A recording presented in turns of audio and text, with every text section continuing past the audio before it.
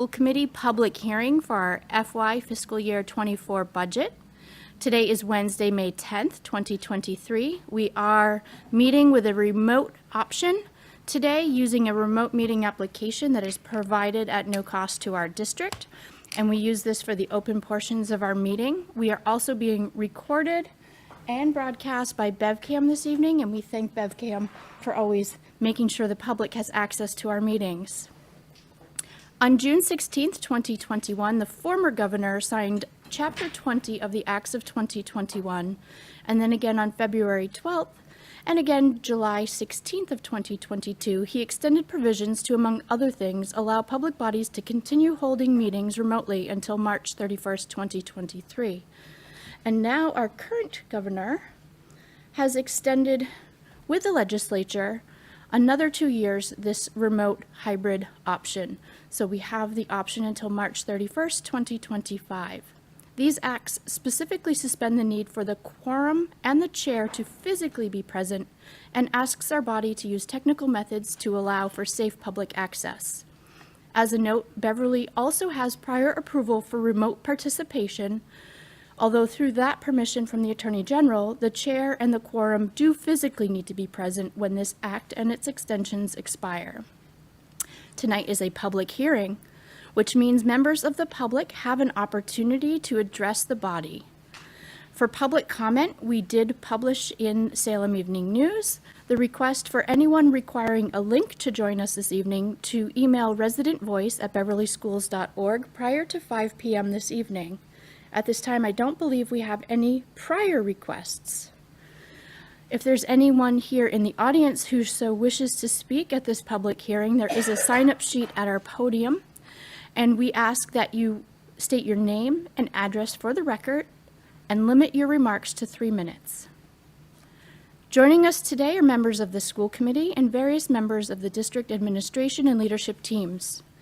I will conduct a full roll call attendance in just a moment for the record, since our meeting application sometimes doesn't show all of the participants.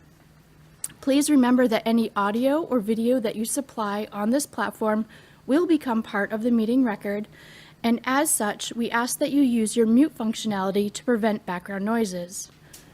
I would now like to conduct the roll call to ensure that all participants are able to hear and see me. At this time, Mayor Cahill is absent. Ms. Coelho. Yes. Dr. Kenan Mackenzie DeFranza. Yes. Ms. Robinson. Yes. Dr. Silva. Yes. Ms. Visnick. Yes. And I am Ms. Rachel Abel. We also are joined by Dr. Sue Chirocek. Here. Dr. Dorothy Flaherty. Here. Ms. Erin Brown. Here. Ms. Bethany Splansky. Here. Ms. Jean Sherburne. Here. And Ms. Donna Bergeron, our recording secretary. Here. Also in the audience, we have Mr. Brian Ailes and Mr. Todd Rotondo. I believe that covers everyone that's in attendance. For our agenda for the public hearing, we obviously have reserved time to hear from the public. After our Pledge of Allegiance, since we don't have anyone here, I would ask Dr. Chirocek to lead us through some of the slides. Dr. Chirocek, why don't you lead us in the pledge this evening? Thanks. I pledge allegiance To the flag of the United States of America and to the republic for which it stands, one nation, under God, indivisible, with liberty and justice for all. We'll just add a welcome to Mayor Cahill for joining. So we don't have anyone that signed up for the public hearing, so I've asked Dr. Chirocek to just review the budget that we are proposing this evening. We have just a short presentation prepared. Mike. Thank you. I do have a short presentation prepared to walk us through, and anybody can feel free, I guess, at any time to stop me if you have some particular questions. as I begin all of my budget presentations to the committee all the time and to share with those of you who are watching, it's very important to me and to the district that our budget is understood and built on the goals that we have as a district, goals that we created to be able to help us prioritize instructional strategies, things that we do throughout. So this is year 3 of our district improvement plan we'll be going into, and these are the goals. These goals, remain relevant. We work on different influences underneath it each time, but these are our goals going forward. So we're always making sure that that any of the proposals that we're making will advance creating conditions to promote equity, rigorous and consistent curriculum, innovative practices, and operations and management. So I just like to kind of remind everybody at the beginning of the process that those are the areas that we're driving to achieve. Throughout the budget process, there are several steps that we take, and we have completed these steps to get to where we are today, but I thought I would review for you what we do and how we work when we're creating the budget.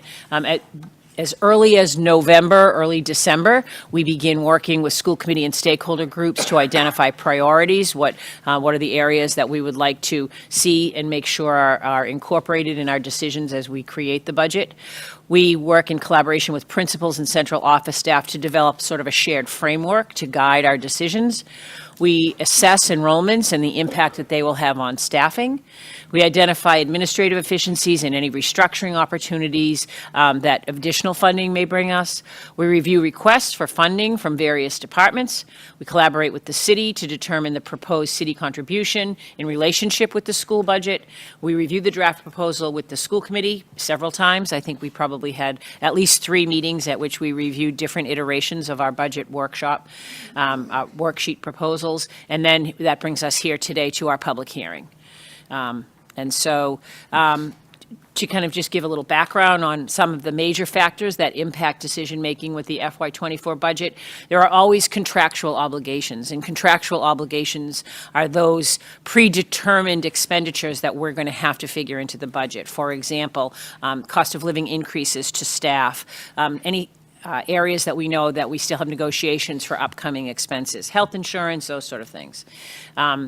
Our enrollments, which while our enrollments have remained pretty steady, the enrollments fluctuate sometimes from cost center to cost center, meaning from elementary school to elementary school. So we may have an increase of a staff member at one building and a decrease at another, so that we're factoring in and looking across the district for enrollments.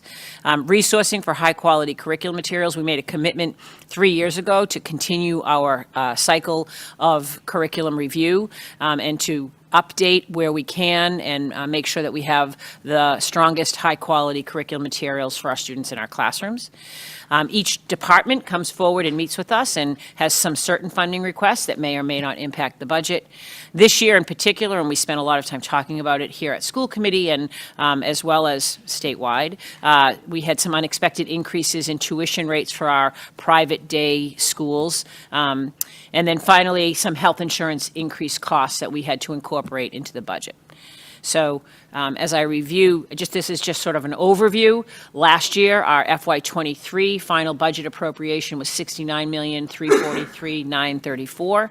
This year, our proposal tonight is $72,653,940, and you can see that's broken down into 2 areas. One, we're hoping for a city contribution of $58,109,459, and we have a Chapter 70 funding of $14,544,481.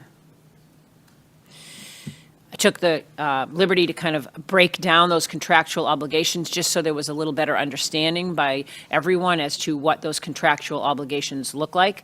A COLA, that means cost of living adjustment for all staff across all of our employees, is slated in FY24 to be 2 3/4 for their salaries. That comes to $1,448,120. We have steps. What that means in many of our units, staff step down every year they're employed, which incorporates usually a 3 to 5% increase depending on which unit you're in. The total for all of the employees who will step and get that additional salary increase is $683,989.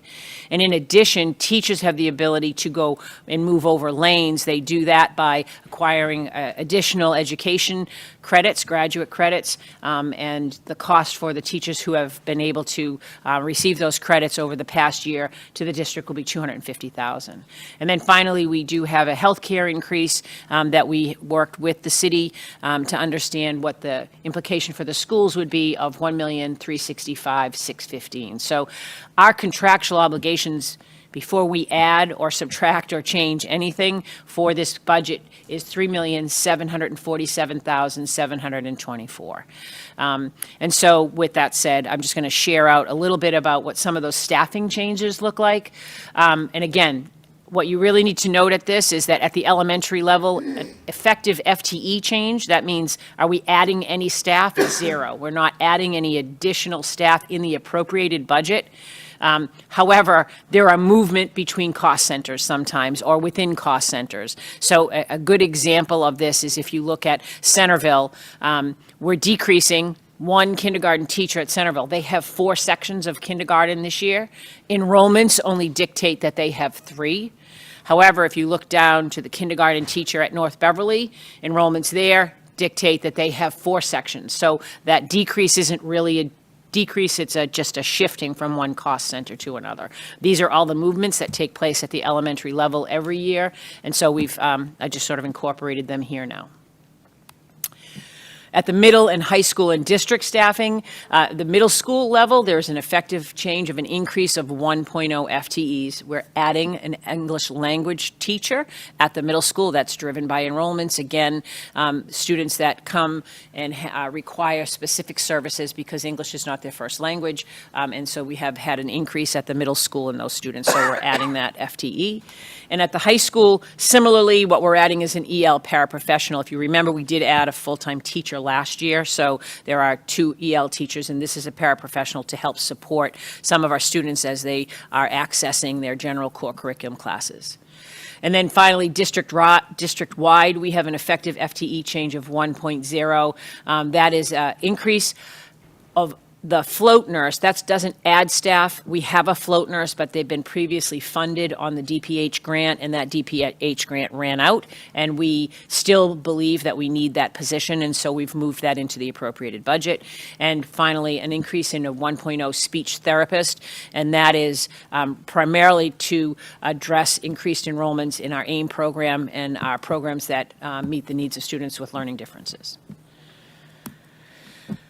I did want to talk about ESSER grants, just to share with everyone what they are and what they do. We receive, as you know, over the past 3 years, we've received ESSER grants. There was an ESSER 1 and an ESSER 2. Those have closed, and they're no longer applicable for FY24. We do, however, have remaining opportunity to access funding through ESSER 3. And so ESSER 3, when we were awarded it back in FY22, was $4,741,978. Again, that funding was spread over 3 fiscal years.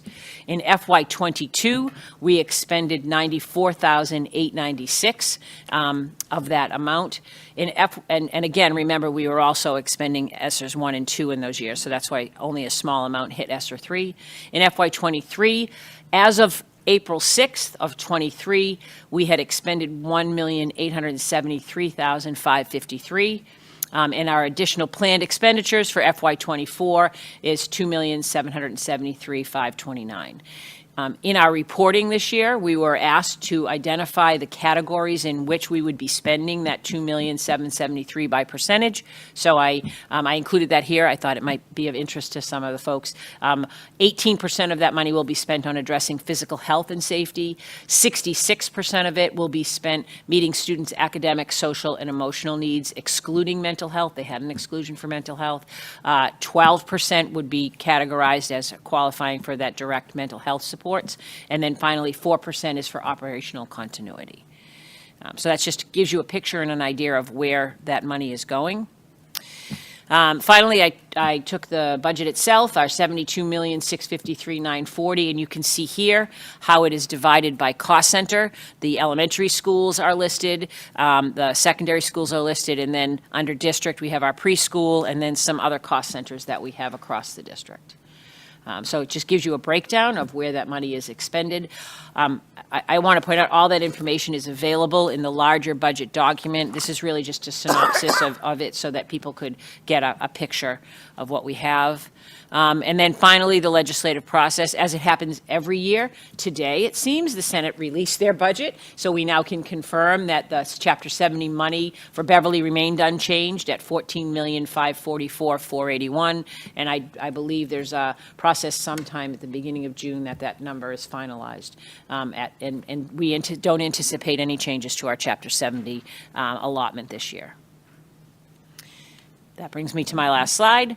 Again, the budget proposal that we have brought forward and will be considered later at the school committee meeting this evening is for $72,653,940. Thank you so much. Mayor Cahill. Thank you, Madam President. Thank you, Dr. Trocheck. Could you go back to the second to last slide? I just want to make sure I understand. There was additional Chapter 70 funding that was put in during the House budget process. But none of it was allotted to Beverly. I understand. Okay. So that's showing our proposed Chapter 70 Correct. from the governor's budget and how it hasn't changed. Has not changed. Right, Correct. I got you. Okay, Yep. yeah, I was confusing myself with what I was actually Yes. looking at. Gotcha. They did Thank- make some changes, even in the Senate budget that came out today. There were some small changes that were made, but they did not impact Beverly's amount. And I think what went on in the House, right, for anybody watching maybe, is Beverly received really I think a good amount of additional Chapter 70 money through SOA. Some districts that were treated in the governor's budget the way we have been some years in the past with that Correct. minimum aid increase, Yep. they got some additional help during the Yep. House budget It process. went, for districts that had originally only received $30 per pupil, it went up to $60 per pupil. Okay, thank you. Ms. Visnick? I have three areas. One of them's definitely a question. The other one, I think, the other ones, I think, would help those playing along at home, looking at the budget, if you could speak to them, perhaps. Yep. So we'll start with the question. The B&G account number 880. 62,200 playground equipment is currently funded at $0, but in F&F, we've spoken previously about necessary repairs to some playground equipment. So can you please speak to what is our plan for implementing the playground, the necessary playground repairs? Yep, I can. Those funds are going to be taken out of ESSER. Okay, easy. May I continue? Yes. Thank you. In general, if people look at the printed budget, there's a pattern that every school has account numbers in 640 through approximately 700, or the 700s, that are mostly blank with one line item in there. Those are our building budgets. We speak to that, but I think that the average person looking at that might look at that and wonder, why do we have all these blank lines and then just one line? So maybe you could Yes, just... I'd be happy to. First, and I'm glad you said that, because what I didn't mention is our building budgets for almost every building are level funded. So I look at this budget as we created it. It's a level serviced budget, right? We're saying that we're going to provide service at the same level that we provided this year. Likewise, the building budgets, which you're talking about here, we call those the building budgets. They are level funded with the exception of the high school. We made a slight increase because we had a increased enrollment in culinary, and the expenses were higher they needed more materials and supplies for that. So the high school had a slight increase in their building budget. But what happens is Jean will send and meet with each building principal, share them, this is your building budget. The principals then allocate that money throughout that budget and then resubmit it back to Jean, and she makes those adjustments as we go forward. Did I hit that one right? Yes. All right. Yes, the school principals have access of where they want to spend their money, and they may have that they spend so much on math one year, English on another year, et cetera, et cetera. So we'll send that to them, and then they'll break it down, so that's what you actually see on your year-to-date report, is that it's in there. One more. Thank you. My last kind of area of questions is around technology and the way that it's reported in the budget. because if you look at any elementary school or the middle school, you don't necessarily see a technology line item. However, we have a very large technology line item under OT 720 62045. Yep. But we do see a line item for technology / school to work in the high school, account number 075 61180.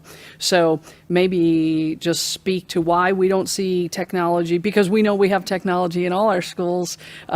We know that our high schoolers are in the lease to own program. So I think, again, from an understanding and transparency point of view, if we could speak to why none of our, middle school or lower schools have a line item for technology, but why our high school does, and then why we have the OT line item relative to technology. So I'll take the HS075 school technology school to work. That's actually an HS07561 account, which means it's a salary account. So that's actually technology teachers or school to work teachers. It may be, that's where we have our ROTC officer salaries. So that's actually a salary line, not a expense line. And as for we actually spent time over the last 2 years consolidating and making sure that we were covering all of the licenses and all of those other expenses that schools would have, individual schools, and putting them into one for a number of reasons. One, when you lump them all together, we get better pricing. So if we're buying, licenses for 2,700 elementary students as opposed to having AIRS buy 350 and having Cove buy, 400, it works to our advantage to do that. So we pulled all of those expenses in. Technology expenses are covered now just through the district. That doesn't mean they don't get them. It just means that we funnel them in through that one account. Plus, we want to have a little control of what purchases are Correct. being made so that Yes. they're compatible. Just a little. Okay, thank you. Thanks. Are there other questions? Dr. Silva? I'd like to hear a little bit of the update with regard to the discussion with the healthcare. The range that was given in terms of the increase was somewhere between 5 and 16, and we're at the top of that. So I'd just like to hear, in summary, what happened, why are we at the top of that increase? What was considered to try to control that or reduce it? I think that would be helpful. Do you want me to respond to that? I think it's Mayor Cahill? Madam President, Dr. Silva kept looking at me, so I figure I better be the one to answer. And to do that, I'm really going to call Mr. Ailes up and ask him to help me. But we've been grappling with the cost increases in healthcare that are hitting municipalities all over the state, that are hitting private sector. A couple of kind of big ticket items are that a lot of kind of elective healthcare procedures that people have been putting off during COVID, people have started going in to have. And sadly, I think a lot of preventative healthcare that wasn't done or wasn't done as well has led to some significant illnesses. And this is, as I said, this is really across society. Mr. Ailes has the details on the dollars and why a part of our plan to try to address it is to just to raise the premiums across the city school and city side of the budget. Yeah, I think, Mr. Mayor, you touched on kind of the big points that were important that we're seeing as a society across all areas. We're not alone here. All municipalities are dealing with this issue.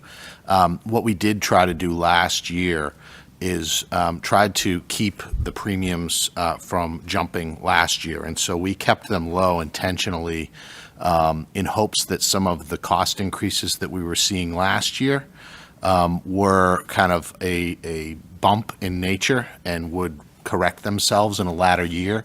And we're seeing that that's not happening. The overall cost of delivering health care is increasing within the industry. So it's what the mayor mentioned about, our individual contributors and how they're caring for themselves and the health care they're seeking, but also the industry as a whole, costs are going up. So this 16% adjustment will get the premiums in line with what the annual expenditures for healthcare are within our participants. Because as you know, we're self-insured here. So when Jean or I go to the hospital, we actually get a bill for that. And the premiums that the employees pay, as well as the schools and the city, go into a trust fund to actually pay the bills associated with the healthcare. Thank you. Ms. Visnick? I believe Dr. Silva had a part B to his question. Were there measures or thoughts to change how the insurance was offered in order to control the costs? What was considered as a way to control the costs?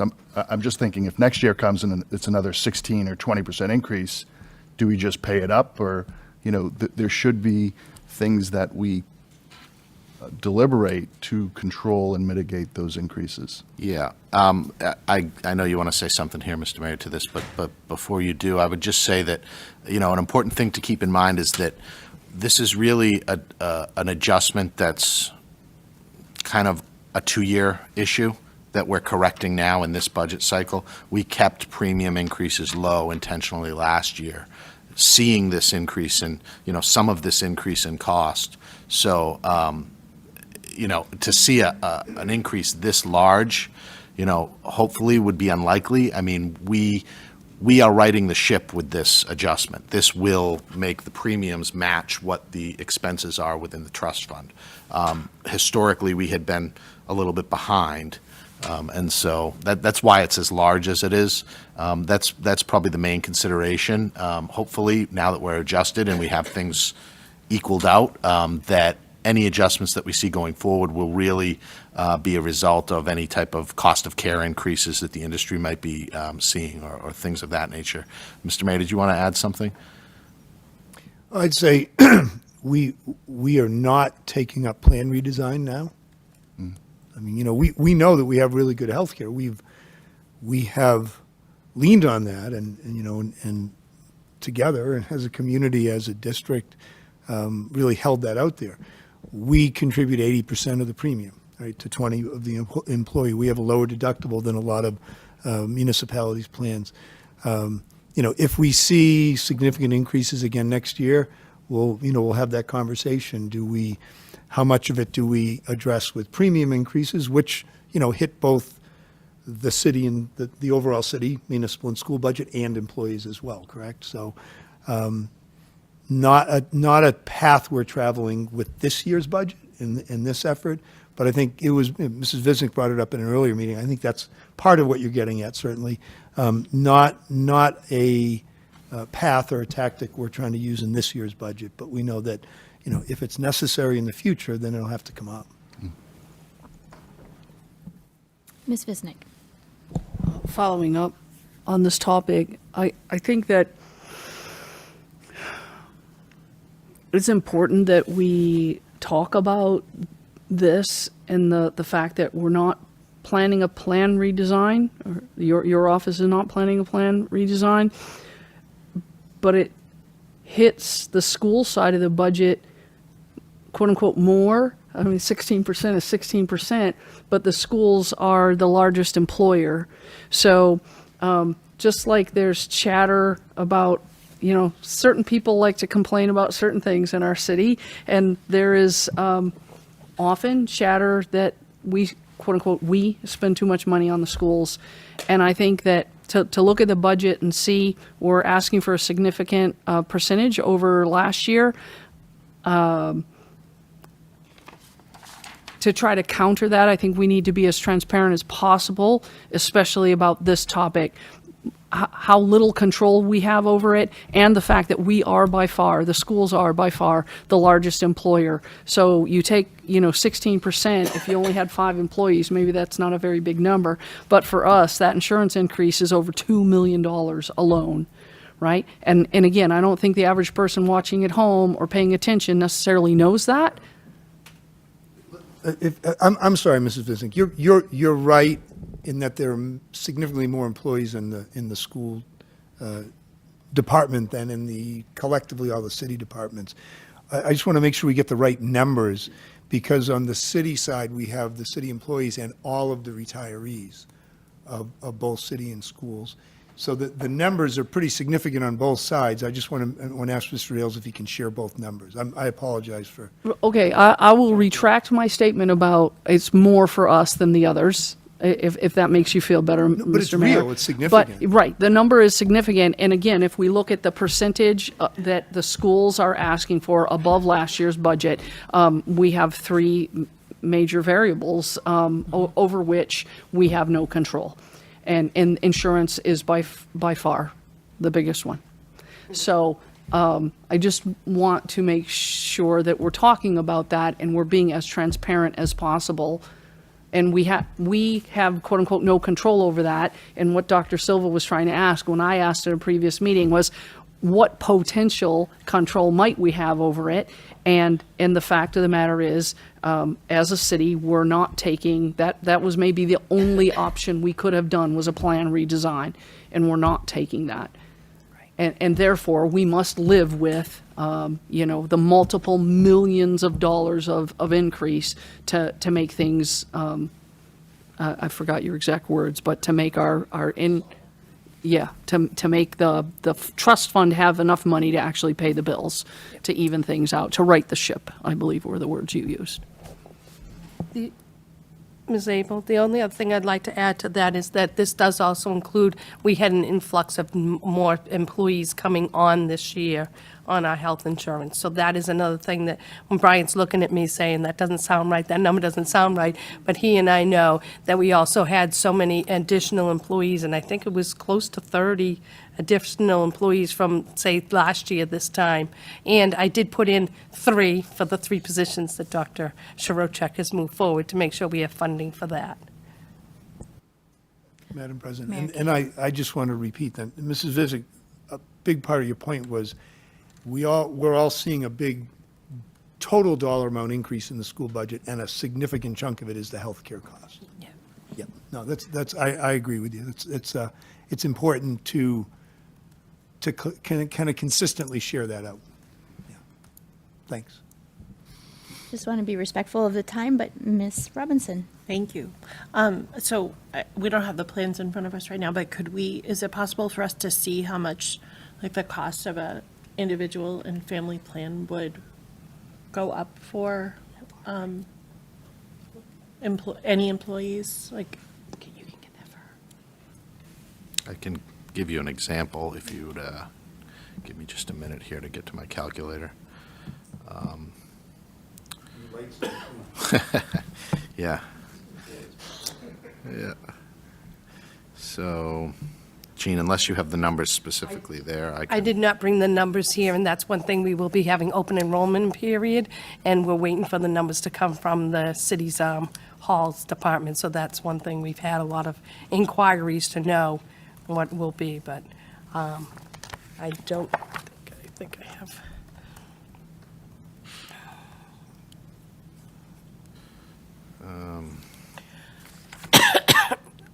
For an employees, are you looking for the employees increase or the hour increase?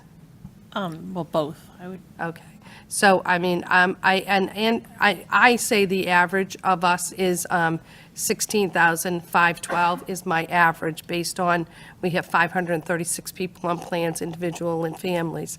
With the 16% increase, I think they're seeing that our cost is going to be 19,154, so approximately 3,000 on the average. But when you're talking an individual, it's like 7,000 and 8,000, and a family master medical is upwards of 32,000. So that it fluctuates. So what I usually work on is just the average, and then the employee share would be the 20% of that. So I think what you're asking is how much, out of pocket is an employee going to see. So for a family plan, it would be about $50 a month additional. Now, that is pre-tax, right, because the contributions come out pre-tax. So in terms of dollar impact in a paycheck, it would be whatever tax bracket you're in, you'd have to, discount that down. But it might be $30, $35 a month difference. Thank you. Okay. We still aren't joined by any members of the public wishing to address us this evening, so if we don't have further questions, I'll entertain a motion to adjourn our public hearing. So moved. Thank you, Ms. Visnick. Second. Oh, thank you, Mayor Cahill. All those in favor? 7-0. Thank you so much, BevCam. We'll just give a moment, and then we'll roll into our committee, our subcommittee of curriculum, instruction, and student life.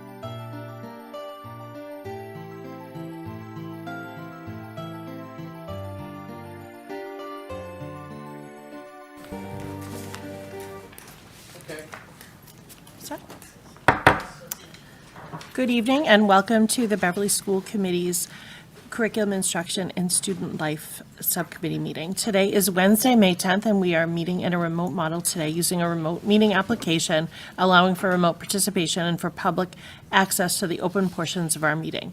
We are being recorded by the platform. Joining us today are members of the school committee and various members of the district administration and leadership teams. We will conduct a full roll call attendance in a moment. For the record, since the meeting application sometimes does not display all participants. Please remember that any audio video you supply on this platform will become part of the meeting record. As such, please use your mute functionality to prevent background noises. I would now like to ask President Abel to conduct a full roll call to ensure you can both hear me and then we can hear you this evening. Sure. I'll start with our remote participants. I would like to confirm that our citizen rep Allison Driscoll can see and hear us. Yep. Great. Maybe we can get a little bit more volume on this speaker here. And then we are joined with Principals Julie Smith. Here. And Principal Amy Blanchard. I am here. Great. The other participants that we see online are actually BevCam, myself, Dr. Churchek, and Dr. Flaherty, who are here in person. So we have Dr. Flaherty, Dr. Churchek, our recording secretary, Liz Wilson, Dr. Jeffrey Silva. Here. We have Kate Twombly. Here. Karen Robinson. Here. And I'm Rachel Abel. I'll let you know if anyone else joins us. Oh, I'm sorry. Our student reps are sitting so far back. We have Jaden Naravarello, and we have Julia Bissett, and Zanaba. Okay. Oh, and we're also joined by our librarians. Is there another? Yeah, we have Alec Wozniak, Barb Fecto, Laura Brosnan. Nice to meet you.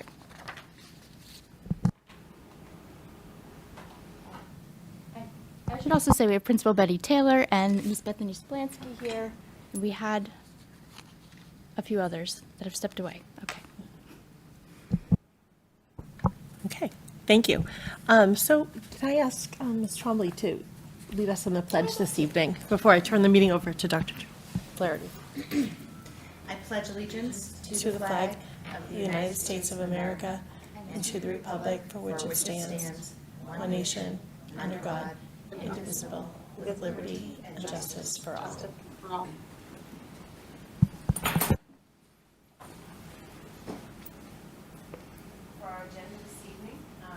The microphone, thank you. For our agenda this evening, in a moment, I'll ask for a motion to approve the minutes from the April 12th meeting. We will also have our updates from our student representatives. And for our focus topics this evening, we have our librarians from elementary, middle, and high school here to talk about the summer reading program. We will be looking at significant updates to the handbooks for elementary, middle, and high school, along with some school-specific recommendations from Mrs. Taylor for, in addition, for the high school handbook. And then Dr. Trocheck will give us an update on the district improvement plan, knowing that we're running short on time and that we had the public hearing prior to this, not knowing if it would run over. We've also planned that if we run short of time, that Dr. Trocheck will do the district improvement plan in her superintendent's update for the school committee meeting. So could I ask first for an approval for the minutes from the April 12th, 2023 meeting? Motion? The motion's been made. Do I have a second? Second. Mrs. Abel, would you call a roll? Sure. Let's start with our student reps first. Julia Bissett, Jaden Aravello, and Zanab Ba. Then our citizen representative, Allison Driscoll. Yes. Thanks. And then our school committee members, Dr. Silva, Yes. Ms. Robinson, Yes. Ms. Abel, yes, and Kate Twombly. Yes. Okay. I can't remember if you vote or not vote, and now I'm remembering you do, so there you go. The motion's been made and approved. Thank you very much. Before we start our agenda, I just wanted to take a moment. This week is Teacher Appreciation Week, as well as Nurse Appreciation Week, and Friday is International Nurses Day. And seeing our committee is all about teaching and learning and student life, these are integral parts to the experience and to the success of our students. And so just want to take a moment to thank all of our teachers and our nurses that do so much every day for our students. So happy Teacher Appreciation Week and happy School Nurses Week. And now we will hear from our students, and I'd like to invite Jaden up first to give his update.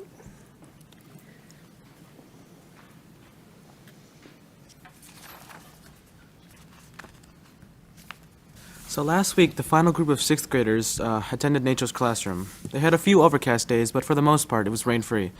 There were field groups, classes that included dissection and yoga, amazing meals, campfires, singing songs, and a hilarious sketch comedy show. Overall, BMS brought over 270 students, which is about 82% of the class.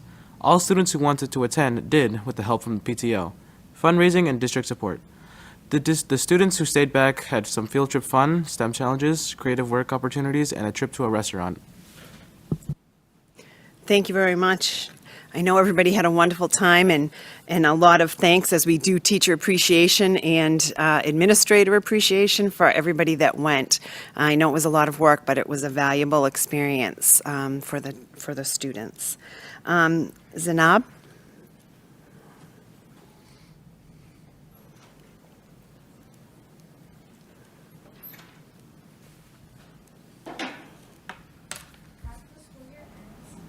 Push the button. As the school year ends and 8th grade is moving up to high school, 8th grade has many things planned, which we are very excited about. In just a few days, National Junior Honor Society students will attend a ceremony with their honored guests, family, and even accompanied by some National Honor Society high schoolers this Thursday. Next, this Friday and the one that follows, 8th grade will receive an ice cream party after MCAS, and then an ice cream social with 7th grade may also attend. Then on June 1st, a student versus staff basketball game will take place at Beverly High School, and lastly, on June 14th is the Six Flags trip, which is worth the wait.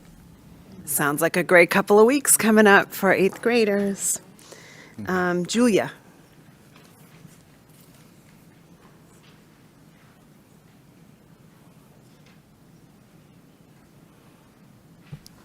On Thursday, the 18th, the National Junior Honor Society induction ceremony will take place.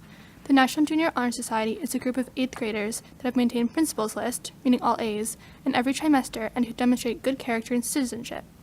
To prepare for the induction ceremony, students had to write a 6-paragraph essay on what the requirements of an NJHS student mean to them. In addition, they also had to do 15 hours of community service and informally invite an honored guest to come to the ceremony. Students are expected to go to meetings in the BMS auditorium to rehearse what will happen on the night of the ceremony. At the event, students are expected to dress formally, while they listen to speeches and walk across the stage to receive a certificate. The night will be wrapped up with a small celebration in the BMS cafeteria following the induction ceremony. Thank you. I know Dr. Trochik and I love that night, and we'll be there with you. And it was so nice to see all of you here in person this evening. And I believe we are missing our high school reps because they are now off on internship. So this time of the year, they get very busy. But thank you all very much for your reports. And now I'd like to invite our librarians, Laura Bronson from our elementary librarian, Alex Wozniak from the middle school, and Barb Fecto from the high school to talk about summer reading. And ladies, feel free to pull up a chair. Just need to make sure the mic is green so that everybody at home can hear you. And I'll move your slides for you. I did not. Okay, there we go. There's our presentation. Is there somebody I should signal when it's time to? Yep, me.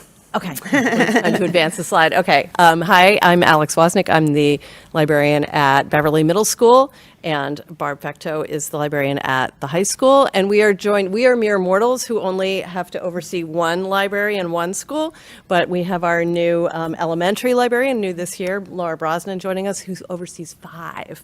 So thank you for coming on board, Laura.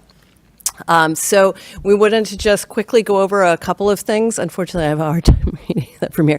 I think the first thing was introducing Laura, and we'll just give you guys a quick view of thank you very much, of the book list that we have, the expectations at each level, and a little thank you to our community partners. So. All right, so these elementary lists that you see here, this is a starting list. There will be more titles added later by the time the public library kicks off their summer reading on June 14th. But the goal with this list is you'll see a number of multicultural titles, diverse genres represented, and then age appropriateness from kindergarten all the way through our 4th graders. So you'll see we've got picture books, early readers, beginning chapter books, fiction, nonfiction and biography, and our ever popular graphic novels as well. This list was from the Beverly Public Library in collaboration with all of the reading specialists, the literacy coaches, and now me too. The ones you see here marked with a star are ones that appear on the list directly. The others, we were lucky enough to be able to order Spanish language versions of some of the titles, and also companion titles, so that when kids come back in the fall excited about what they've read, they can continue on in a series and read more with the same characters. So we can go kind of quickly through here. These are some of the Spanish titles. We've got Reina Ramos, that series. There are a lot of beginning chapter books, some fiction titles, and nonfiction and biography titles, graphic novels, and then Alex. Okay. So at the middle school, we have one list that we use for our students entering 5th and 6th grade, another list that we promote to the 7th and 8th graders, and then also selectively some of the books off of the Mass Teen Choice Book Award. So fortunately, the Massachusetts Children's Book Award nominees just came out last week. So great timing. So these are 20 fantastic titles from this. So this does not include their graphic novels. I'll tell you why in a moment. So these are mostly fiction. This is the list that I'm promoting to the students in grade 7 and 8. Some slightly more mature topics, but not quite high school level in terms of the content and stuff like that. And also a few nonfiction books on there, some books in verse, a whole bunch of range of different types of characters and types of stories, also short stories. So there really hopefully is something there for everybody. And then also the Mass Teen Choice Book Award. This is a brand new award that is given out in the state of Massachusetts, largely due to Barb Fecto and a few other folks in MSLA. So anyway, some of the books that are on it are tagged for all ages. It's an award that's meant to recognize books that are geared towards students in grades 7 to 12. So the ones that are all ages, that are kind of a little bit more appropriate for some of the younger kids, will also promote those, especially to some of the 8th grade kids entering 8th grade who, want something that's just maybe a little more challenging or slightly more mature than some of the books that are on my grade 7-8 list. So any of these are great choices as well. And at the high school, we've got the Mass Teen Choice Book Award winners, which if you want to go to the next one, there they are. Pretty as a picture. And they, run the gamut. There's some romances, there's some horror that I still haven't recovered from, some adventure. It's a really, really good list this year. We're really proud of it.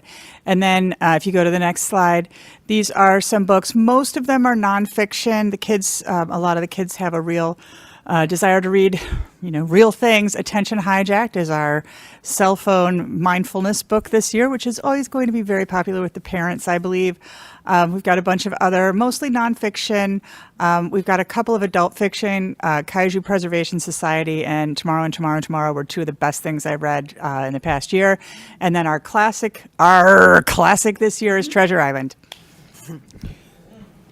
As far as expectations, I'll tell you a little bit at each level. So at the elementary level, there is not an assignment per se, but all of the schools do encourage kids to sign up for the Beverly Public Library's summer reading program. This year, their theme is Find Your Voice. So they'll be running a whole bunch of programs. And in terms of logging their reading, participation could not be easier. They have a low-tech chart where kids can mark off each time they've read 20 minutes. So the goal is really not to produce something, but rather to develop a habit of reading and excitement around reading. At the middle school, we do also encourage our kids to participate in the Beverly Public Library reading programs for either children or the teen room, depending on their age level. But we do ask them to read one book from one of the lists that we promote to them. They are asked to produce a response assignment, but we give them a lot of different choices. So that's, and this year we're asking all the students entering grades 5 to 8. In the past, we did 6 to 8, but this year the 5th grade teachers all agreed that they would really like to see the 5th grade students come in the fall having done one of these. And they'll do some events in the classroom around some of this too. I also asked the students to read one graphic novel of their own choosing, which is kind of a way for me not to put graphic novels on the lists, but to acknowledge the graphic novels have a lot of wonderful stories. And sometimes we have some of the kids who are strong readers who kind of think of graphic novels as being something that's for lower readers, which it's not. It's just a different sort of a genre and format. And then we just encourage them to read more. Just read a book, I please. said, in Bob Fecto humor. You can go to the next one. At the high school, the response is complete student choice. We do have some, except for a synopsis. Don't write what happened in the book. That's a silly thing that we don't want. But there are a ton of response options on the BHS website. They can go with Alex's options. We also have, I will be opening up at in 2 weeks when I do the talks with the high schoolers, a voting thing for the Mass Teen Choice Book Award. But if they've read one of the other books, they can also vote for it. Their vote won't count, but there are 4 questions. Do you think this book deserves an award? Why or why not? What person did you find most interesting? And what scene did you find most interesting? And the why is implied with those. they're welcome to do that. It's really about the reading. It's not about producing something. We have a rubric down there that's really easy to follow. And then students, and I tell them, if I had the time to talk to 1,200 kids, you could all just come and tell me what you read, because that's my favorite. Kids are welcome to come and have a conversation with me. They're not, some of them are a little resistant to that, so we have the other options. But, you know, I love to talk books. It's what I want to do all the time. And just to wrap up, we really couldn't do this without the support of our community partners. The Massachusetts Library System, which we get, I know Barb's so excited because she's getting Sora at the high school this summer. Thanks, Paul Casey. Yeah, so it's a, yes, please. No, I said thanks, Paul Casey, the humanities guy, and Dr. Flaherty. I really appreciate it. It's such a great thing. Yeah, no, Sora is an amazing, it's an app that lets the kids read ebooks, and we share the cost across the whole state of Massachusetts, so it's very reasonably priced, and it's a great, the people who run it are incredible. Beverly Bootstraps does a ton to try to get books into kids' hands, and a lot of events and fundraisers and stuff like that. The Beverly Public Library helps us a lot with the selection and coordination, and they also spend a ton of their annual budget on buying some of these books. And then the local bookstores, we're so lucky to have two great independent stores in our community, the Bookshop in Beverly Farms and Copper Dog Books, who stock these books and also oftentimes do book fairs with us and do a lot to help get books into kids' hands and promote them as well. So we really appreciate their participation, and we couldn't do it without them. And we couldn't do it without the three of you. But I have two quick questions. Can students check a book out of our library to take home and read over the summer? At the high school, it's fine. If it's something that they're choosing, if they've used it for their research paper and haven't returned it yet, then we have an issue. But they're allowed to take books out. We don't have a tremendous amount of, we have one of each at the high school. But they're welcome to take them as long as they bring them back. But the public library fills that gap for us in a very generous way. Yeah, I have a very small number of copies, and they don't always show up in time anyway for me to check them out.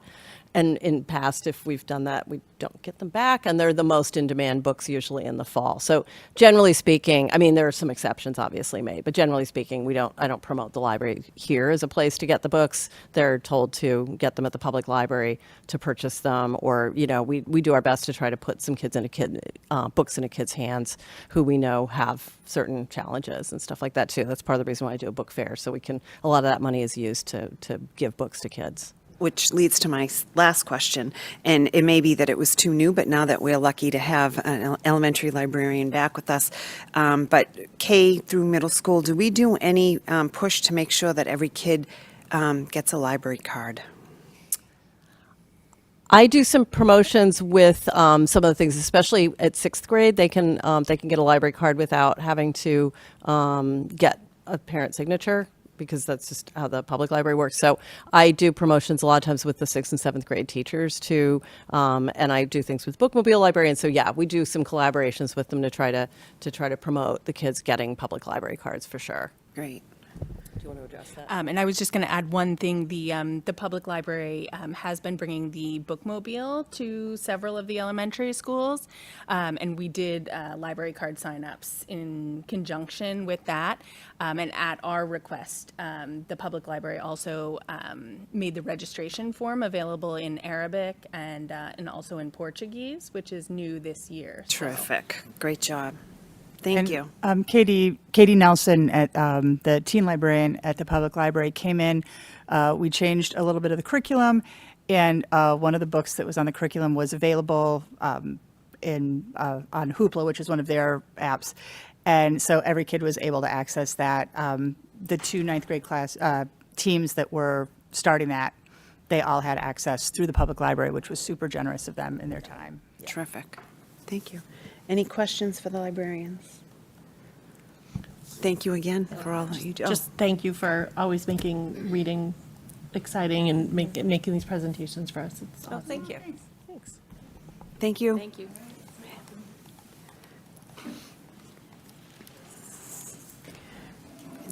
So now we're going to move into our handbook discussions. And as Mrs. Faulkner explained to you when she sent out the proposed changes and the copy of the handbooks. The reason that we didn't give you a tracked change from the old is that we're in the middle of our tiered focus monitoring review self-assessment for DESE, who will come out next year to do their visit. And as part of that, handbooks were something that we had to look at and have our attorneys review, and there was substantial changes that needed to be made. And we thank Ms. Blansky for heading up that review process. But the entire format was changed, and there was significant changes. So it really made no sense to try to make a connection between the old and the new. So you just be focusing on the new, which was shared with you. I'll go through the general changes that were made, and one of the things that I think was a very positive change is the format, so that now we follow a similar format at all three levels, and it's grouped by category. So the other change that we made throughout the entire document was that pronouns, to match with some of our policy changes and law changes, were updated. They did a wordsmithing throughout the whole document. They changed some wording that needed to be updated in the Beverly High vision of a graduate. We need to still go in. We found one mistake today. As you can tell, when there's a major renovation with anything, it takes a while to always find things that may have been missed or things that need to be updated, and we found two of them today. One of them is on our title page under the non-discrimination title. I am there as the 504 coordinator, but Dr. Morgan's name was not there as the Title IX coordinator, so we need to add that in before it goes up on the website. You'll find in here that you'll have links to all three handbooks again, which you did already receive. And so in the first category heading, it was academics. Some of the major changes in this area were that there was registration of new students section added, homeless students, enrollment, rights and services, academic integrity, resolving concerns, student records. There was some law changes that needed to be updated. FERPA, grade retention, promotion and education, foreign trips and technology, the use of digital etiquette, website and Connect Ed information were all added. Our student use of electronic devices and technology section, noting consequences for failure to abide by classroom policies, were added with notes of consequences for first, second, third consequent offenses. The PPPR section was added, and BHS, learning expectation and grades, which we did at this meeting earlier this year, changed the language around a 50 or below if they do not turn in an assignment. Section number 2 became an attendance section. This section was added for emergency services. If a student's absence was due to an evaluation at emergency services, they will now need to bring in documentation from a doctor stating that they are safe to return to school. And additionally, a parent or guardian must accompany the student on their first day back for reentry for a meeting so that they can develop a safety plan and be able to make sure that we can support the student's needs upon their return. There was also a section added about weather emergencies and school choice, meaning that parents always have the opportunity when there is a weather emergency out. If we're in school, they always ultimately have the choice whether they send their students to school. Section number 3 became student responsibilities, and this is in all three levels. It followed the same grouping numbering. There was a new section added around school bus safety for bicycles, blades, Heelys, scooters, skateboards, assemblies, textbooks. Expectations were all sections that were added under student responsibilities. Section 4 was conduct and discipline. We needed, as you know, in a previous meeting, we also updated our bullying prevention and intervention plan. So the new plan is now cited and connected to our handbook. Opportunity for academic progress during suspension and expulsion was added. That is linked to updates and changes in the law. There was language added to related to changes in 37 and an H and 3/4. Again, that was law changes that needed to be made in our handbooks. There were procedural requirements applied to students not yet determined to be eligible for special education services. That's a new section. And for false alarm penalties were added. In Section 5, Health, Safety, and Wellness, there was an elevator policy added to both the BMS handbook and the BHS handbook.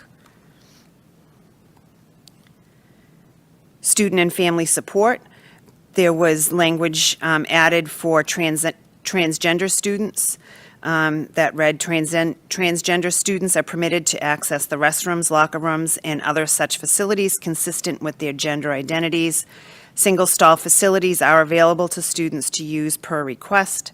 This again matches changes in the law and policies. Added, we put in a section on recycling, and the Beverly School Committee supports and encourages every effort of staff and students to collect consumable materials when possible and to recycle in an appropriate manner. And there was a section on extracurricular activities updated to the BMS and the BHS sections. Much of the language that was in the old book, if they're not on these lists, were just changed and regrouped into the proper category, but there wasn't necessarily language changes made in those areas. This is a section, again, that we found today that was not made in the transition to the new version, and we need to add the information back into BMS around enrichment and wind block. What you see there is the current language that is in our handbook, and that will just be transferred and added into the new version.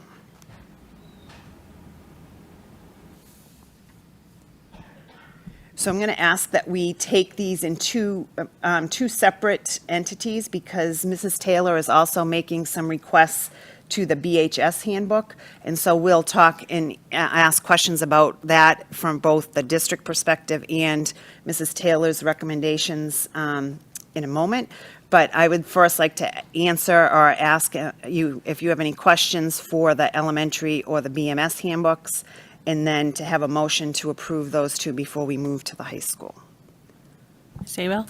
Yeah, I can appreciate what an effort it is to reorganize and recategorize and make sure everything lines up. One of my requests before this gets published and distributed to parents is just to take another look at some of the page breaks and the keep with next. I noticed a few places where a heading was on one page, but then all the details are on the next page, or some things are unfortunately split in a way that the second part of the thought might be lost. For the elementary, I also wondered for the section called appropriate dress. It seemed like there were two thoughts about that, and they don't necessarily contradict each other, but I do wonder if that was a section in the elementary. It's on pages 20, and then it goes on to 21. If that might be an opportunity for us just to tighten up those two paragraphs into maybe one paragraph that's just cohesive.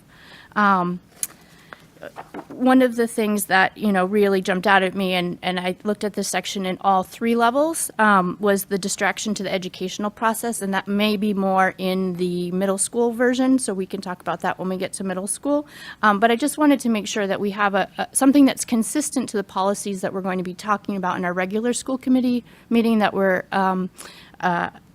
going to be adopting, I assume, with how we emphasize the importance of diversity and personal preference in what people wear to school, but while also maintaining, safety and sanitary and, no vulgar or offensive items. One of the nice things about the fact that this is now done electronically is once we get through that second reading and if the school committee policy is finalized, we can actually take that language and change it automatically into the handbook. So that would be done before they go out to parents in the fall. And when we put it on the website, Ellen is masterful at the formatting piece, and we will have her look at that and fix the formatting before it gets posted. Great, thank you so much. there are no other questions, could we have a motion to approve the elementary and middle school handbooks for the 2023-2024 school year? Okay, so if the motion is going to be for the middle school, I do want to continue then. I know there had been some thoughts pre-pandemic about the way that the middle school appropriate dress section was sort of laid out or presented, and the intentionality of how we express our expectations. And I'm very pleased with what the high school had done to its section to make some of those statements about our desire for emphasizing diversity and personal preference. I have a wonder or a request if maybe the middle school could look to the high school language, the presentation, sort of the approach, and consider its adoption.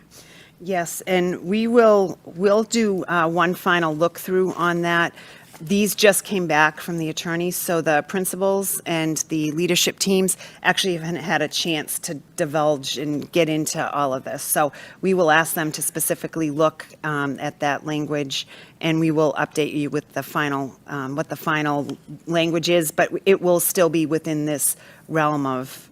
The realm. Yeah, I think just even some of the word choices about, distraction or undergarments versus other words, and just some of the, removing any bias or gender type of language would be a win for us. And we would also counteract that, because I know some of those changes were made because there was change in the law, which is going to be reflected in our policy change. And so some of that may be the final update as well before the end of summer. Okay.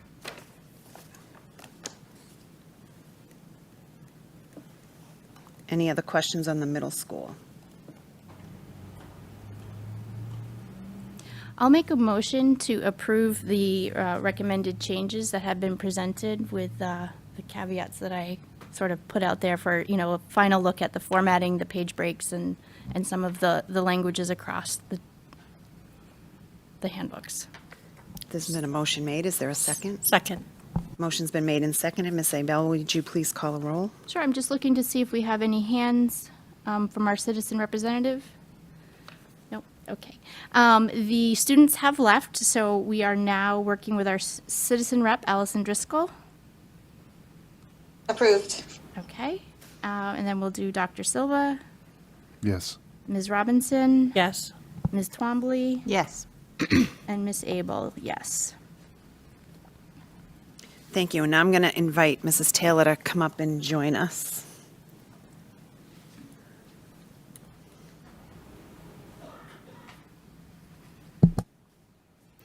So in addition to those reformatting and the revised grouping that we did through the attorneys to make sure all of our laws were up to date, Mrs. Taylor has some work that she's done, I'm assuming with her site council and her leadership team, and is bringing forward some other proposed changes specific to the high school handbook. Thank you, Dr. Flowry. Thank you, everyone. So we went through the handbook. There are some additions, and we also found some old language that we'd like to remove. So under the category of academic integrity, we wanted to add the following language to sort of expand what is considered cheating.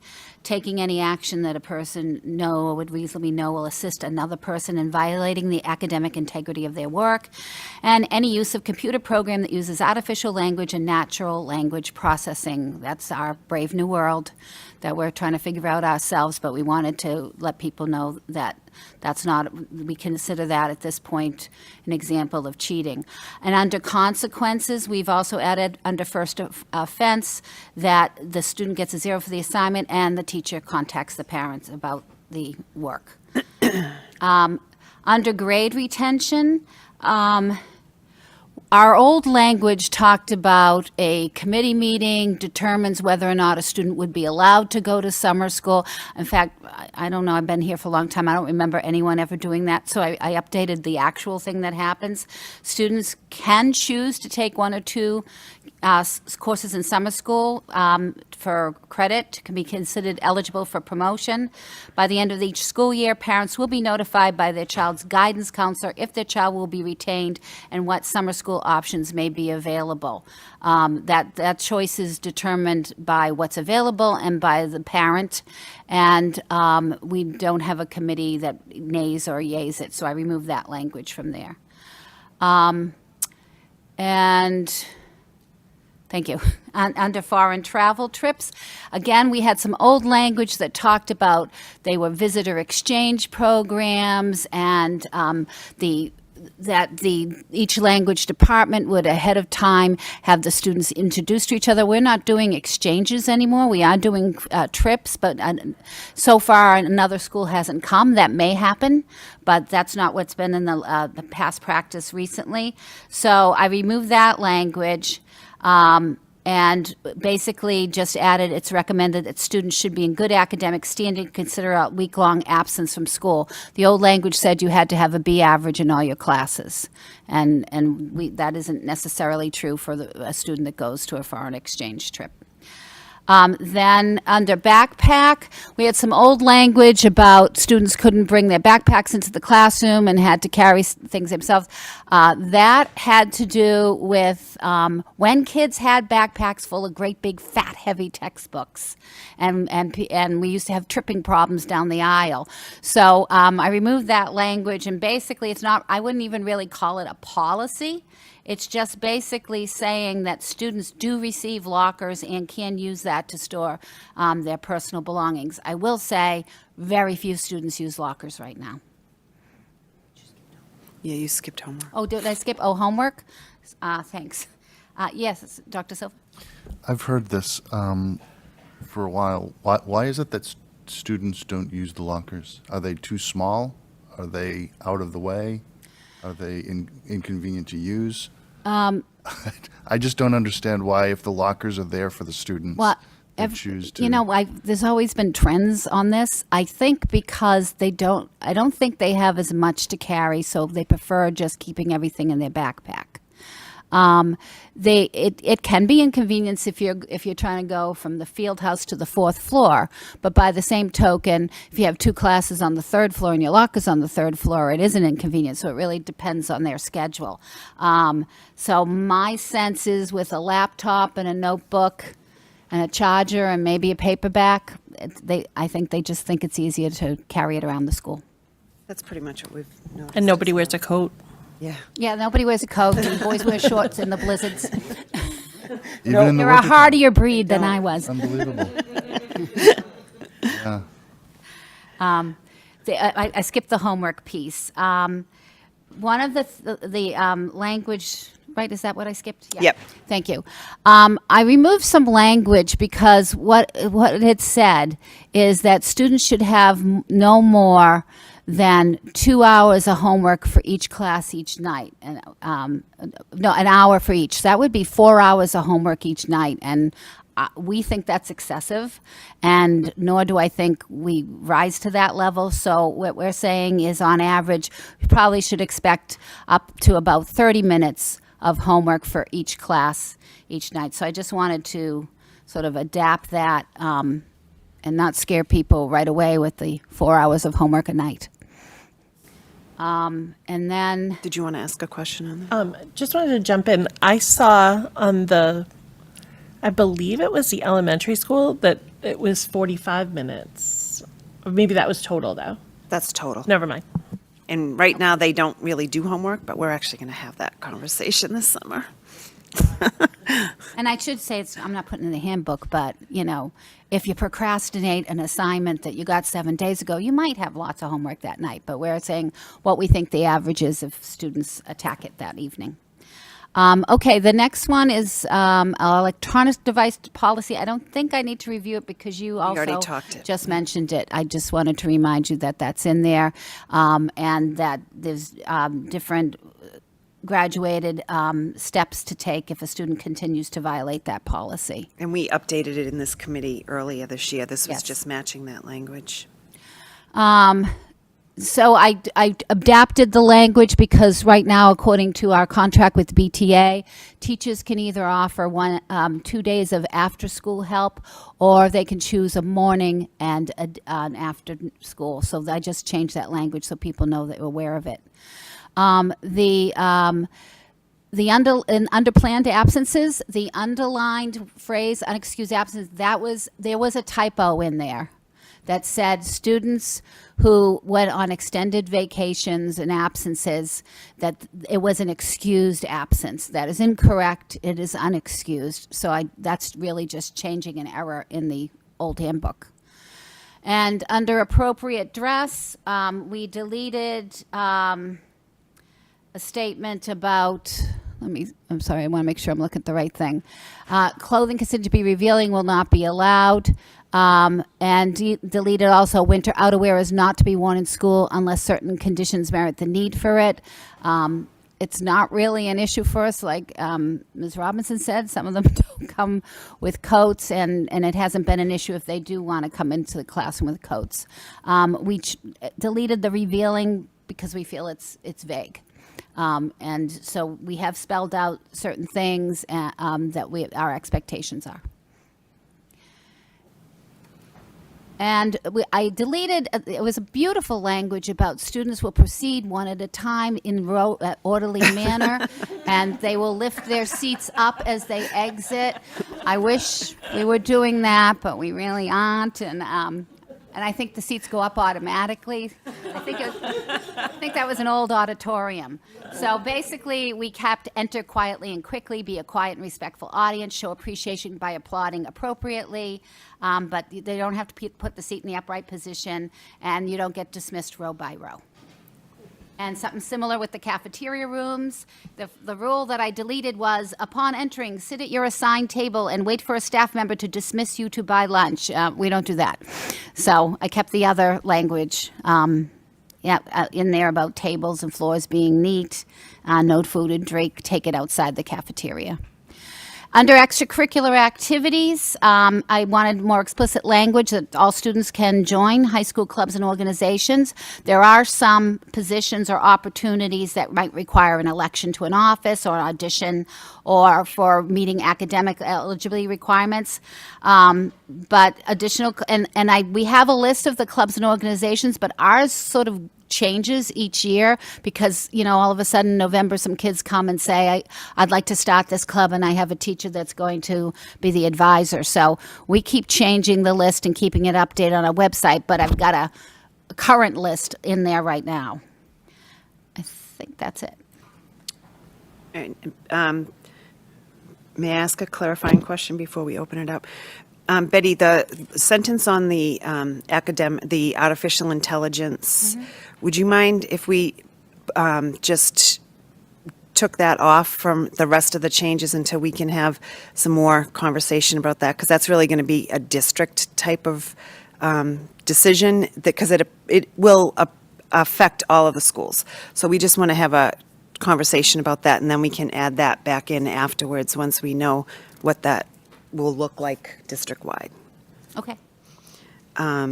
But with the exception of that one piece, we would recommend the changes that are being made, and we would open it to questions from the committee. Ms. Abel? Sure. Thank you for addressing the backpack question that I had earlier. I also, with the cafeteria, I did have a little concern that the language made it sound like no food could leave the cafeteria. And I know that we have like a vending machine right outside the cafeteria, and that it is often the practice for students to snack between classes or bring Well, we have a beverages. water machine outside the cafeteria. They can get bottles of water. It doesn't serve food. It doesn't serve food. Okay. Right. There are vending machines inside the caf that serve food, but we lock the cafeteria once lunch is over. Okay. So is the handbook intended that the cafeteria food may not leave, or that students may not eat outside of the cafeteria? Because I think it's generally we don't have food in the classroom, and we don't allow students to eat outside the cafeteria. I will say there's exceptions. Okay. Sometimes there's self-contained programs that their schedule is different, and that's monitored by a teacher. But generally, we don't want kids walking through the building with food. Betty, what about the outside eating area? We have tables right outside the caf. Is that considered an extension of the cafeteria? caf? Yeah. And what about our culinary classes? Is that going to have an impact on what they're doing in the classroom? No, because they'll be in the classroom, and it's part of the curriculum of the classroom. And then the Uber Eats deliveries and things like that have been stopped? Well, we or- always get them, and then I hold on to them. Okay. And then we have a little talk about how no more Uber Eats. Okay, thank you. Dr. Trocha? I just have one question about a grab-and-go breakfast. So if I'm running in and I'm going to get my breakfast at school, I can get my breakfast and sit in the cafeteria and eat Yes. it, or Yes. bring it to class? So I'm missing. All They right, sit in the so- cafeteria and eat it. If a student is running late and needs lunch, then we don't send them to the classroom. They can go to an assistant principal's office and finish up their breakfast. Okay. Ms. Robinson? And I just noticed on page 17, under honor roll, is there, I didn't think there was an honorable mention anymore. Yeah, we published, my secretary publishes it in the Salem News. No, honorable mention. Oh, no, there isn't. I'm sorry. And I didn't don't they have- change, is it still distinction or is it high honors now? I'm just trying to remember. Let me, I don't have the actual, I have my own notes up. I don't have the handbook up. So if you give me one moment. It was on page 17, if anybody.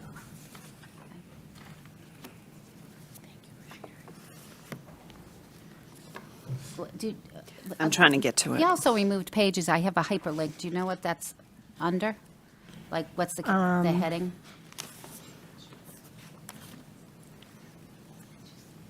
There's a lot. We're still figuring out how to maneuver through it. Academics. Thank you. So it's toward the end of academics. Okay.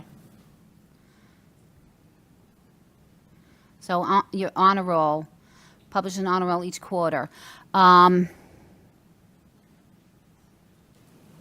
We do publish that in the Yeah. paper.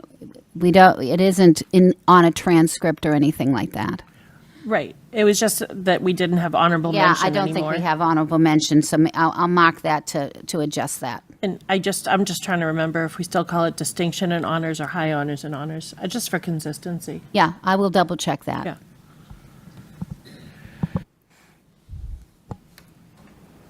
I'm willing to make a motion that we approve the recommended changes along with those that we've discussed this evening, with also the caveat that someone will go through with the pagination and the headers and make sure Yes. that terms stick together. Second. The motion's been made and seconded to approve the handbook for Beverly High School for the 2023-2024 school year with the comments that have been made to address. And could you call a roll, Ms. Abel? Sure, I'll just check with our citizen representative to make sure her hand is not up for any questions or comments. And I'll call the roll. Ms. Driscoll, Yes. Dr. Silva, Yes. Ms. Robinson, Yes. Ms. Twombly, Yes. and Ms. Abel, yes. Thank you very much. Thank you. Thank you, Mrs. Taylor. And to move us back into the proper time, Dr. Trocheck will address the district improvement plan update during the full school committee meeting. Just a reminder, so that we get it out on the public airways as well, that June 15th from 5:30 to 7 is our Showcase of Learning. That's a district-wide demonstration of student work over at the high school in the auditorium, hallway, and cafeteria. And we look forward and hope a lot of people will join us to see the great work our students have been doing all year. And with that, we can I'll make take a motion to adjourn. Motion's been Second. made, seconded. Mrs. Abel, could you call a roll? Sure. Allison Driscoll, Yes. Dr. Silva, Yes. Ms. Robinson? Yes. Ms. Twombly? Yes. Ms. Abel? We're adjourned.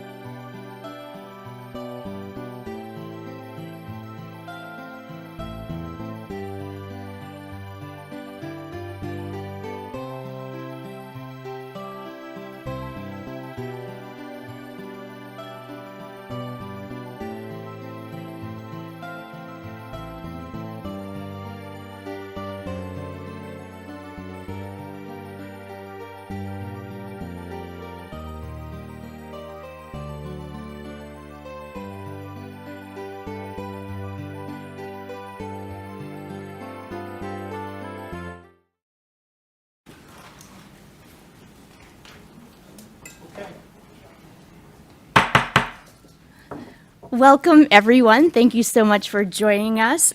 This is the Beverly School Committee, and this is our regular school committee meeting for Wednesday, May 10th, 2023. We are meeting with a remote meeting option this evening, and this is on a platform provided at no cost to our district that allows for remote participation and public access to all open portions of our meeting. We are also being recorded and live streamed by BevCam and broadcast, for that matter, on Channel 99 this evening. And we're allowed to do this due to the June 16, 2021 act that former Governor Baker signed for Chapter 20 of the Acts of 2021, and then he renewed that in February 12th and July 16th of 2022. And that provision allows, among other things, public bodies such as ourselves to continue holding meetings until March 31st, 2023. And now our current governor and legislature have further extended that permission until March 31st, 2025. The acts specifically suspend the need for the quorum and the chair to physically be present for our open meetings and asks our body to use technical methods to allow for safe public access.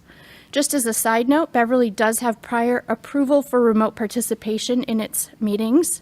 However, the chair and quorum do need to be physically present when the act and its extensions expire. Tonight is a regular school committee meeting, which means we do have an opportunity to address the body. If you wish to make any public comments, there is a sign-up sheet on the table there. We also remind people that they are able to send in advance any public comments that you'd like the chair to enter into the record, or request a link to join us remotely at the email address is residentvoice@beverlyschools.org. And we ask that people provide their name, their address, and limit their remarks to 3 minutes. So tonight, we have a number of students joining us, as well as their families. We also have the school committee and various members of the district administration and leadership teams. I will attempt to conduct a roll call to make sure that we document everyone who's here, especially those who are participating remotely, because sometimes you can't see everyone that is attending. Please remember, if you're a remote participant, that any audio or video that you supply will become part of our meeting record, and as such, we ask that you use your mute functionality to prevent background noises. So let me start with the in-person participants this evening. We have Mayor Cahill. Here. We have Miss Kimberly Coelho. Here. We have Dr. Kenan Mackenzie DeFranza. Here. We have Miss Karen Robinson. Here. Miss Dr. Jeffrey Silva. Here. Miss Lorinda Visnick. Here. And I'm Rachel Abel. We are joined by Dr. Sue Chorocek, our Here. superintendent, and our assistant superintendent, Dorothy Flaherty. We're joined online. I'll go in order so I don't forget anyone. Online, Dr. Andre Morgan is joining us. We're not hearing you, Andre, but we'll check back with you in a bit. We also have Miss Jean Sherburne, Director of Finance, our HR and everything else. Your title is too long. Ms. Erin Brown. Similarly, Ms. Bethany Splansky, who does it all. Thank you. Let's see. Mrs. Taylor still with us, Principal Taylor from the high school. And online, we have Principal Amy Blanchard. I'm here. Great. I did see our athletic director, Dan Keefe, in the audience somewhere, so we'll note him as being present. And we have City Councilor Todd Rotundo still joining us, and so many parents. Okay, and coaches. Okay, and students. Thank you. So our first order of business, now that we have called to order, is the Pledge of Allegiance. And I haven't introduced our new student rep. We'll get to talk to Delia Gauger in a moment, but would you mind leading us in the Pledge of Allegiance as your first official act of joining the school committee? Sure. I pledge allegiance to the flag of the United States of America and to the republic for which it stands, one nation, under God, indivisible, with liberty and justice for all.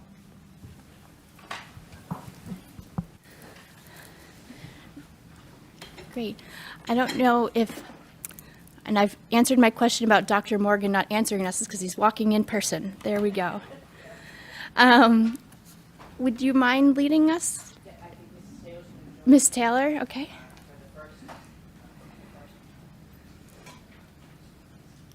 And I think we're going to start with the students,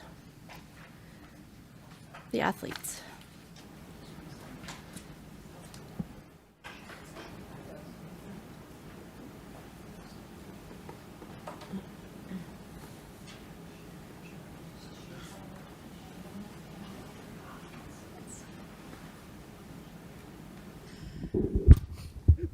Thank you, everyone, for coming.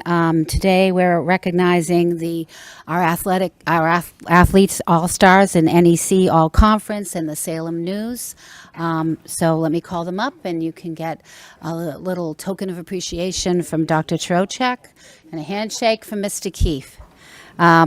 So, for the swim and dive team, Ryan McFadden, NEC Male Swimmer of the Year, All-Conference, and recognized by the Salem News.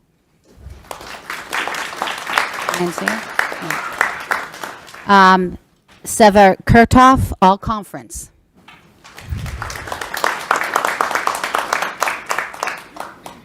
Yeah, come on down. Congratulations. Carly Atwood, All Conference.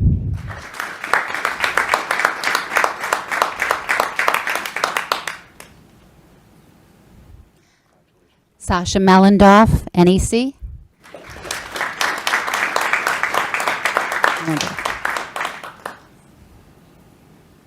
For girls basketball, Abby Ruggieri, NEC, and Salem News.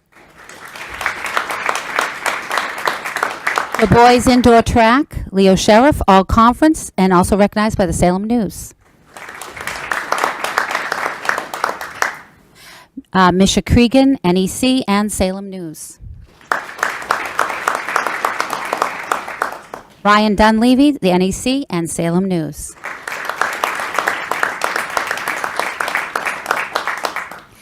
Dan Conant, NEC. And Sean Dunleavy, Coach of the Year.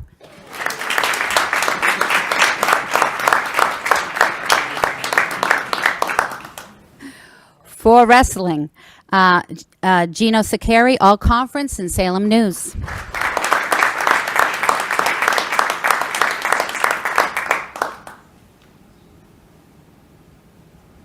Congratulations. Nathan Barry, All Conference.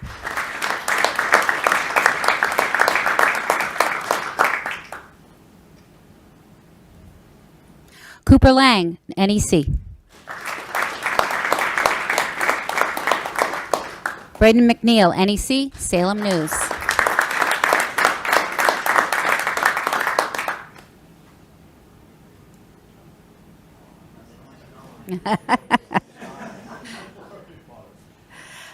Ian Williams, NEC, and Salem News.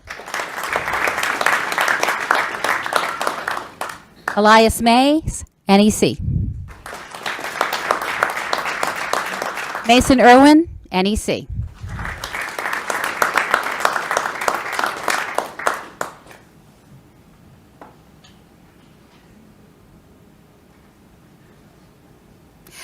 Boys hockey, Dylan Hunter, NEC.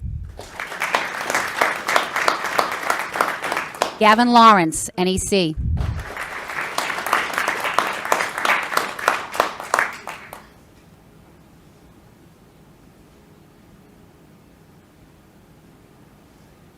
Boys basketball, Ryder Frost, NEC, MVP, Salem News Player of the Year.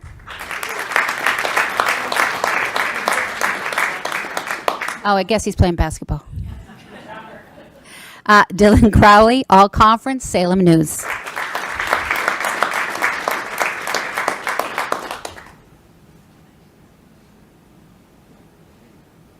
Max Hemsey, NEC.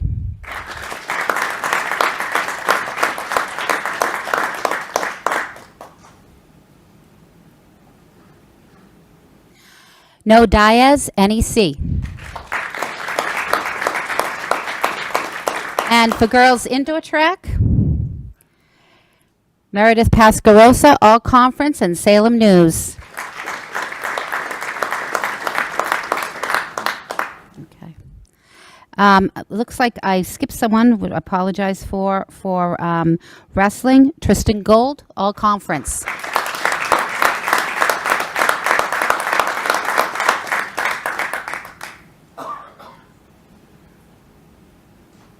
Back to girls indoor track. Claire Breen, All Conference, Salem News. Katie Burgess, All Conference.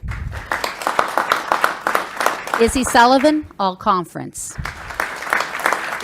Grace Williams, All Conference.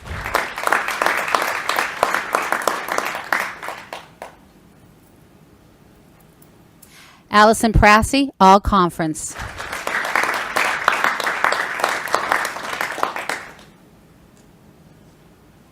Tara McNeil, All Conference.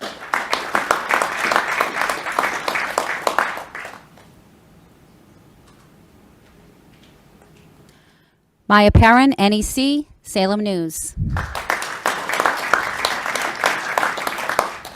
Tatum Panjwani, NEC.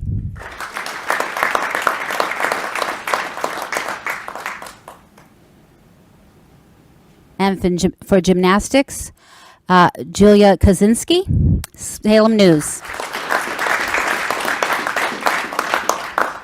And Olivia Giallo, Salem News. Now, have I forgotten anyone? I hope I haven't. Is it Zachary? I beg your pardon. Swim dive team, Zachary Da Silva Crondon, NEC, and Salem News.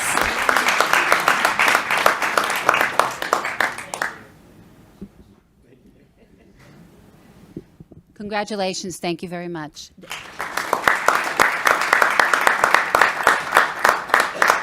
We're going to do one other presentation. We're happy to announce for the class of 2023 the valedictorian and the salutatorian of the class. For valedictorian, we have Mia Okino. So Mia will be coming later. We'll make sure she gets a recognition, but since you're all here, I want you to know her name. And our salutatorian is Ryan Dunleavy.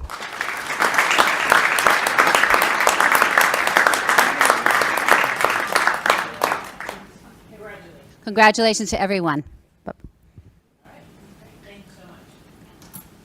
Thank you. Yes, I'd like to take a 5-minute recess. Thank you, BevCam.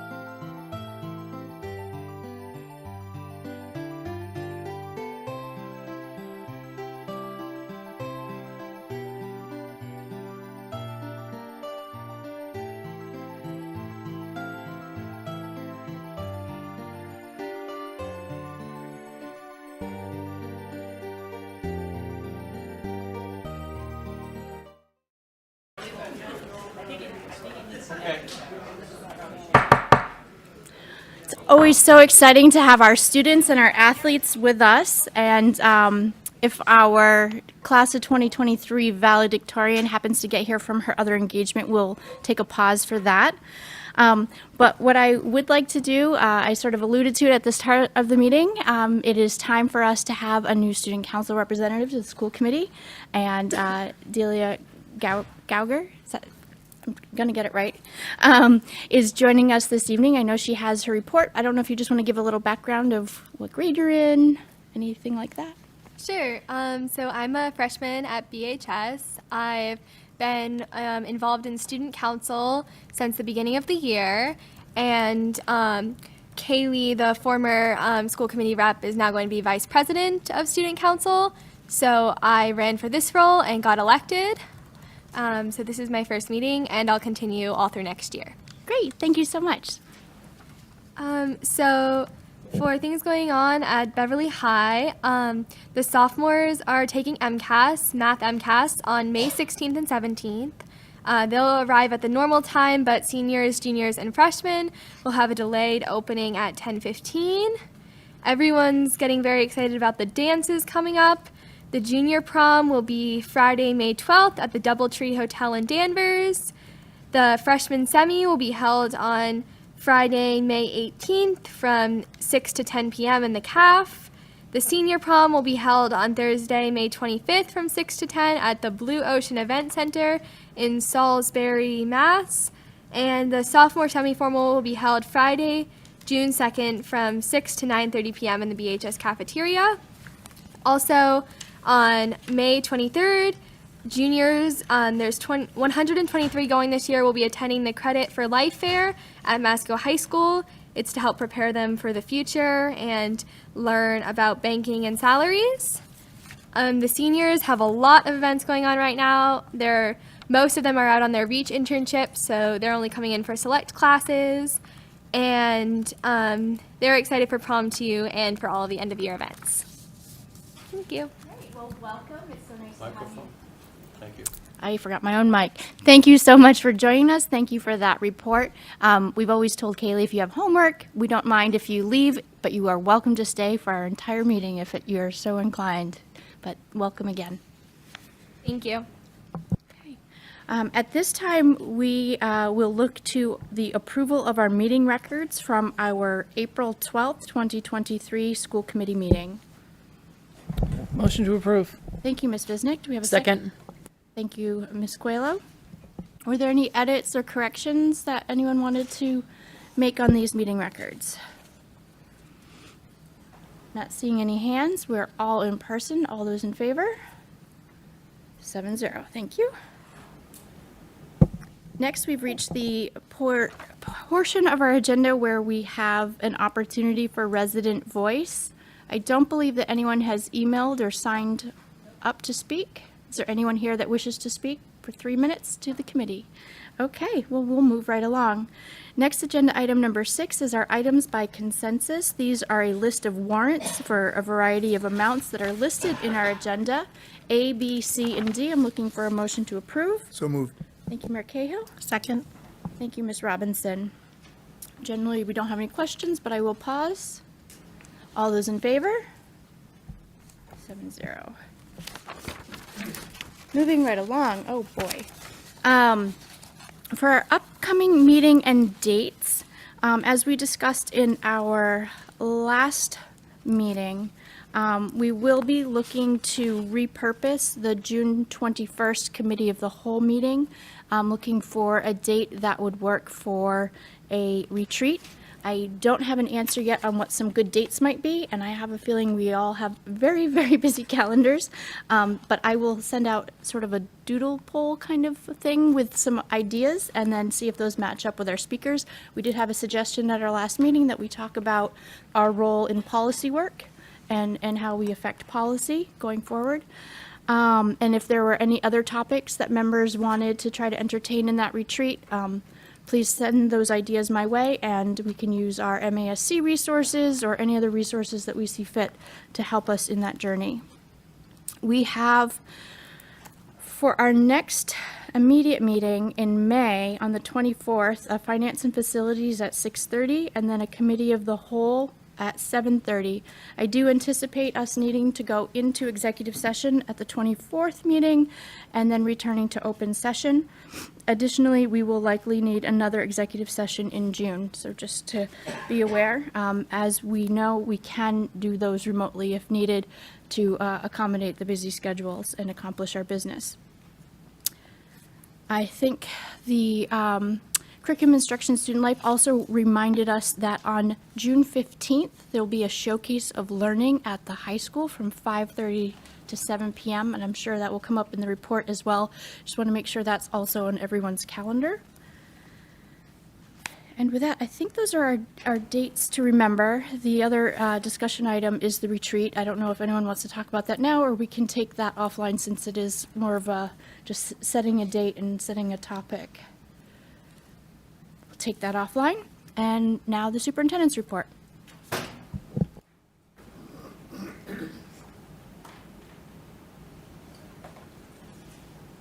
Thank you very much. This evening, I have 3 items on the report to work with you. First will be the FY24 budget update, a discussion, and it's scheduled for a vote. I have an update for you all on the district improvement plan. And then finally, to touch base with you all, I provided in your documentation the approved budget and correction for the North Shore Consortium, so I'll be reviewing that. First, again, we start with our goals. Our budget is built around our goals. But we had our public hearing this evening. I presented the information. I have presented the information to the committee on a few occasions, and there were no changes from the last time that I had presented in its entirety to all of you. We're coming forward with a proposed draft budget of $72,653,940. And at this point, I would turn it over, maybe, Ms. Abel, to you to decide if you wanted to move forward in motion and have a discussion. Yes. I would make that motion. Oh, okay. Will you read the motion, please? Well, I read the motion. I will make a motion that we accept the recommended budget from Dr. Trocheck of $72,653,940, comprised of a city contribution and Chapter 70 for the fiscal year 24. Thank you, Ms. Visnick. Is there a second? Second. Thank you. Now we're open for discussion. Are there any committee members that need any clarification or wish? Mayor Cahill. I would just note, thank you, Madam President. I just note that an hour and a half, 2 hours ago, we had the public hearing in the budget, and we all heard a presentation on it at that time from the superintendent. And as she said, it was the same as we've been looking at together for the last meeting, and we've been working through this for some time. So I don't want anybody thinking that we are just doing this without having looked carefully at it earlier this evening and before tonight. Thank you. I wanted to echo those sentiments as well. I think that the preparation leading up to the budget hearing and all of your presentations from November right up through today have really tied our mission to the way that we spend our money. And as you said a couple of times, it really is a level service budget. And we're kind of surprised with a couple of things that have really increased in terms of cost. So although, the numbers look larger this year, so are our expenses, and they're really something that we need to be mindful of. But if there aren't any other, are we prepared to vote? All those in favor? Passes unanimously, 7-0. All right, thank you very much. And then I have an update for our district improvement plan. As you know, we are entering into the 3rd year of our 3-year district improvement plan. At the joint council meeting, when we met with the city council, I presented an update on our accomplishments for this past year in our particular focus areas. And so we have been working together with our stakeholder groups to kind of create new focus areas for the final year of the district improvement plan. Our goal areas will not be changing. They're all still remain relevant and important in the work that we're doing. What will be changing is the certain individual focus areas and action plans that we have built to achieve the work for the 23-24 school year. So in terms of our goal area for fostering a positive school community, that remains in play, fostering a culture of respect, inclusivity, and collaboration where students feel valued and empowered to make positive changes in their schools and communities. Ensuring a whole child approach to success. This is a continuation of our implementation of City Connects, so continuously monitoring and evaluating the effectiveness of City Connects in meeting students' needs and adjust the program as needed. Effective teaching strategies is sort of our newer one under rigorous and consistent curriculum, and that is across the district, looking to strengthen core instruction and reduce achievement and opportunity gaps by using culturally responsive, inclusive, and high-impact instructional strategies. Our work in advanced coursework, we're continuing on with that. As I reported at the previous meeting with the Joint Council, we've made some nice gains, and we have some nice data to back up that the work that we're increasing our enrollments, but by no means have we met the goal that we would really like to see. So we're going to continue with work in that area. And then finally, our climate action planning, really to increase the efforts of sustainability and climate action within the school district. For each of these areas that we now highlight, as you can see through the way that I've put the slides together, how they fit under the different goal areas, and each one of these opens to an action plan. So under our action plan for fostering a positive school community, the action steps change for us this year. We're proposing that throughout the next school year, we will continue with these steps. So the first is to develop and implement a leadership and advocacy curriculum that provides students with skills and knowledge necessary to lead and advocate for themselves and their peers, both at our middle and high school. There's discussion of expansion of the advisory block and how we use it, and developing some significant curriculum that will lead to stronger leadership skills for our students.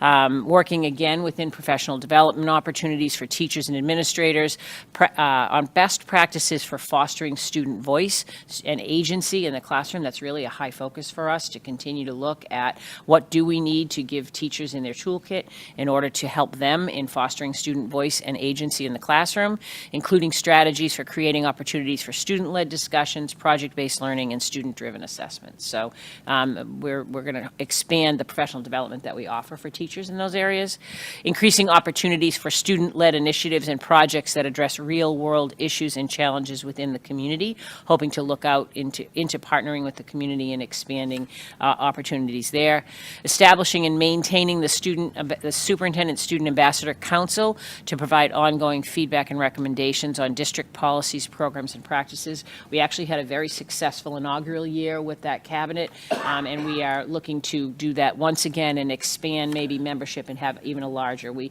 sort of kept it to 13 students this year. We weren't really sure how it would go, but I think we'll be expanding in the numbers and possibility of expanding into the middle school to have a middle school cabinet as well. And then finally, regularly assessing and evaluating the effectiveness of our efforts to elevate student voice and agency and use data to make decisions. So looking at what pieces of data do we have? Is it student surveys, or is there some measure that we can have so that we're measuring how we're doing in that? Student voice is kind of a hard thing to measure if you don't have particular ways of doing it. So taking a look at developing some data collection opportunities for us so that we can keep track of that. The second goal area is, as I said, a continuation of the City Connects program. I met with Megan Sudak and had some conversations about what will year 2 implementation look like. So taking a look at increasing the depth and breadth of our City Connect partnerships, collaborating with additional community organizations and agencies to address new and emerging needs of students and families. We had a lot of conversations around connecting families with the community. So even expanding access for families to registering for youth sports, or finding ways to make connections with community partners so that we have that just building that bank of services that we have available for families.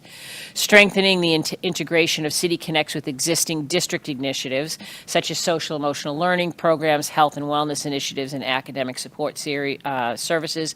There is a specific effort to align with some of the social emotional curriculum that we have, particularly in the elementary schools, and having our City Connects coordinators pushing into classrooms and creating more opportunities and utilizing some more structured curriculum for working with our elementary students. Enhancing the use of data and technology in the City Connects process, using analytics to identify patterns and trends in student needs and progress, and leveraging technology to facilitate communication and coordination between partners.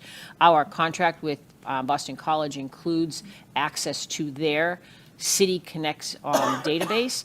Megan and I have looked to work, how do we integrate that, or are there possibilities of expanding that, and what will that look like? And if you know Megan, then you know that's something that we're looking very deeply at in terms of how we're utilizing the data and collecting it.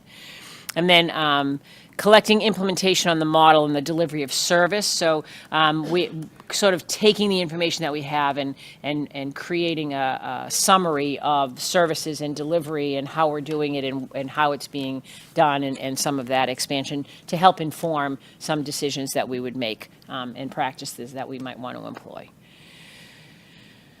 So those were both under goal number 1. The second is under the rigorous and consistent curriculum. And then just sort of broadly looking, we really have spent a lot of time, in particular in some of the leadership work that we've done and with some of the consultants that have worked with us. We've been attending professional development ourselves.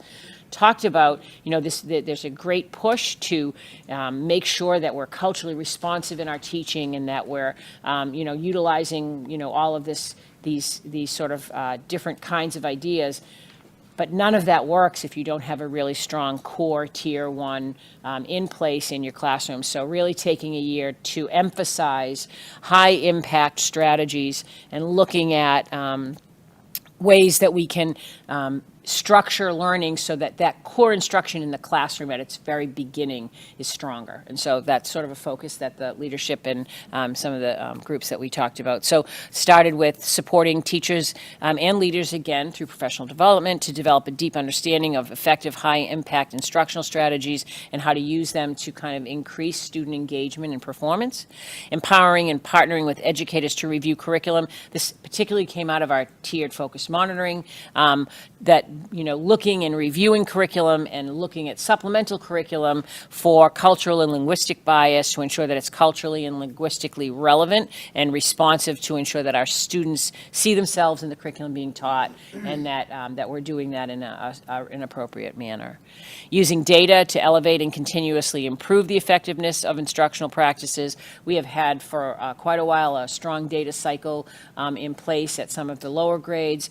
The high school and the middle school this year have done a great job of increasing data literacy among staff and utilizing data in a different way. So kind of bringing some of that information to the forefront to help drive instructional change. Conducting regular assessments to monitor student progress and adjust instruction. That's really around our progress monitoring that we're doing, and making sure that we're, looking at progress monitoring and making those adjustments in real time, rather than sort of this waiting till the MCAS comes back to find out that we haven't gotten students where they need to be. And then finally, in conjunction with all of that, strengthening our Tier 2 instruction in literacy and math to make sure that when we have data that shows what students need, that we have some effective and ongoing instruction to kind of remediate that. So that was around that one. As I said, we're going to continue with our advanced coursework. We have made some gains, and we do have an increase in enrollment, but we're by no means where we would like to be. So just continuing to engage teachers, administrators, and staff in professional development around cultural competency, diversity, equity, inclusion, anti-racism, and related issues. Monitoring and evaluating the effectiveness of the initiatives through data collection and analysis. The initiatives that we took place this year, what worked, what didn't, where would we need to strengthen. Promoting a culture of inclusion and diversity within advanced coursework through teacher training and support, student leadership programs, and peer mentoring. We actually had a workshop this year for our teachers of AP with equity, and they came out and they conducted a workshop for our teachers. It was very well received. Looking at student leadership programs, expanding what Julie Ferrara has put together around our AP ambassadors, where they're out spreading the word about AP and, hoping that students see that. And then also the peer mentoring work that happens within that. Developing a process for supporting students in advanced coursework, so providing deliberate support for students who are new into advanced placework, making sure that we have sort of some safety nets there for those that, take that risk and go into a higher or more rigorous course. Implementing targeted outreach to low-income and BIPOC families to inform them of the benefits of advanced coursework. When we look at the course selection process and we talk about what are some of the factors that come into why students choose, we really feel like it's incumbent upon the school to have some more outreach to families to explain to them, do they understand clearly the difference between a CP and an honors course or an honors and an AP class and what that could bring. And then finally, looking for support programs like tutoring or mentorship to help students who are new to advanced coursework to make sure that they're successful. And then we had one final focus area. Because we don't have a specific focus area under innovative practices, does by no means mean that we're not doing that. We're continuing with project-based learning, but most of these are continuation of efforts that we already have kind of going. We do have a final action plan for our climate action planning for schools, and then a little shout out. Really, we had a great year, I think, for our first year working with our operational sustainability committee, and we've had particularly great interest and participation from our students through the creation of our green teams. We have active green teams at every one of our schools right now. I'm really excited about that. Bringing that forward to them has really been a great way to bring relevance to some of the things that they're doing. So we looked particularly at these individual steps for next year as we plan to go forward. Collecting data and reviewing the current efforts in areas of recycling, trash reduction, food waste diversion, and energy efficient lighting. Those were areas that we had kind of talked about in our committee at the beginning of the year. We have sort of baseline, so coming back and reviewing and auditing and looking for data to say, how are we doing on that? Have we made gains? Are there areas that we need to kind of step up sort of our efforts? Promoting awareness and understanding of food waste diversion among students, teachers, and staff within the district and community. Very interesting that this came up. We were in a conversation a little bit about this, and then I attended, Judy Miller is running her course, when we talk about the innovative practices in project-based learning, she's running her course again, and had the opportunity to view some of the teachers that have participated in the project-based learning that they have created, and it's very exciting to see some of the efforts that are related to sustainability that are happening in some of those project-based learning classes. So just thinking about how are we doing that within the school among our students and teachers. Supporting green teams as they examine the impact of the school on the environment and they design and carry out activities related to their findings. Our green teams, I get emails now all the time. Right now over at Cove, we have student members of the green team going into classrooms, demonstrating and talking about recycling efforts and talking about how they're going to do it. We had a presentation at one of our meetings where Centerville shared the efforts that they were doing at their school. So the teams are becoming really active within their school communities, and that's really awesome. Partnering with local organizations and businesses to provide opportunities for students to engage in sustainability and climate action issues in the community. I kind of think of the pumpkin toss, but other places and ways, the pumpkin smash, sorry, that's what it is, but ways that our students can become more active in community sustainability efforts as well, not just focused on within the school, but looking at, homes and neighborhoods and in the district.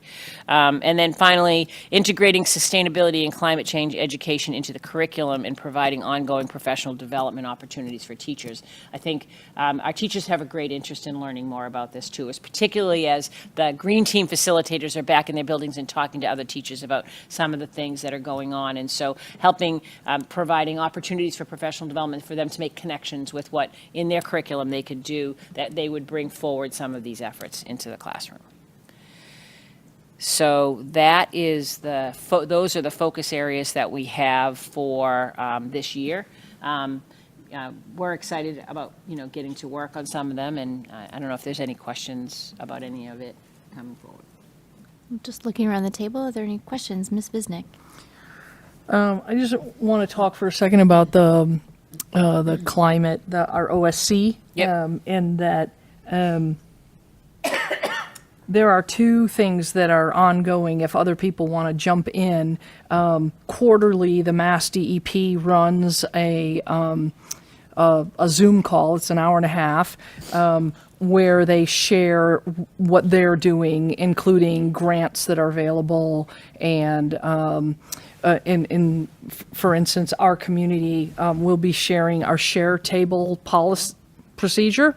It's not a policy, it's a procedure, because other people want to do share tables. So it's quite literally a big sharing community that is being hosted and run by the Mass DEP, trying to get all the schools to be at least a little bit green. And the second thing is Harvard is running a series of events. They had one today on the climate, and they have some fantastic panelists. So today one was the superintendent from, I want to say Los Angeles, one of the largest urban school districts. I just, it's incredibly inspirational to think, okay, if you can do that in the largest school district, if you can, roll out some green initiatives there, and then you think, all right, well, maybe, it's California and they're pretty, hip.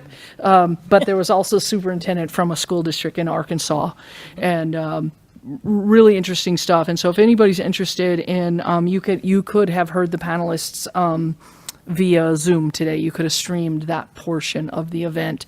And so if anybody's interested in doing that, I think I've given that information to Dr. Chirocek, and you could get it from her and then sign up and attend the meetings yourself.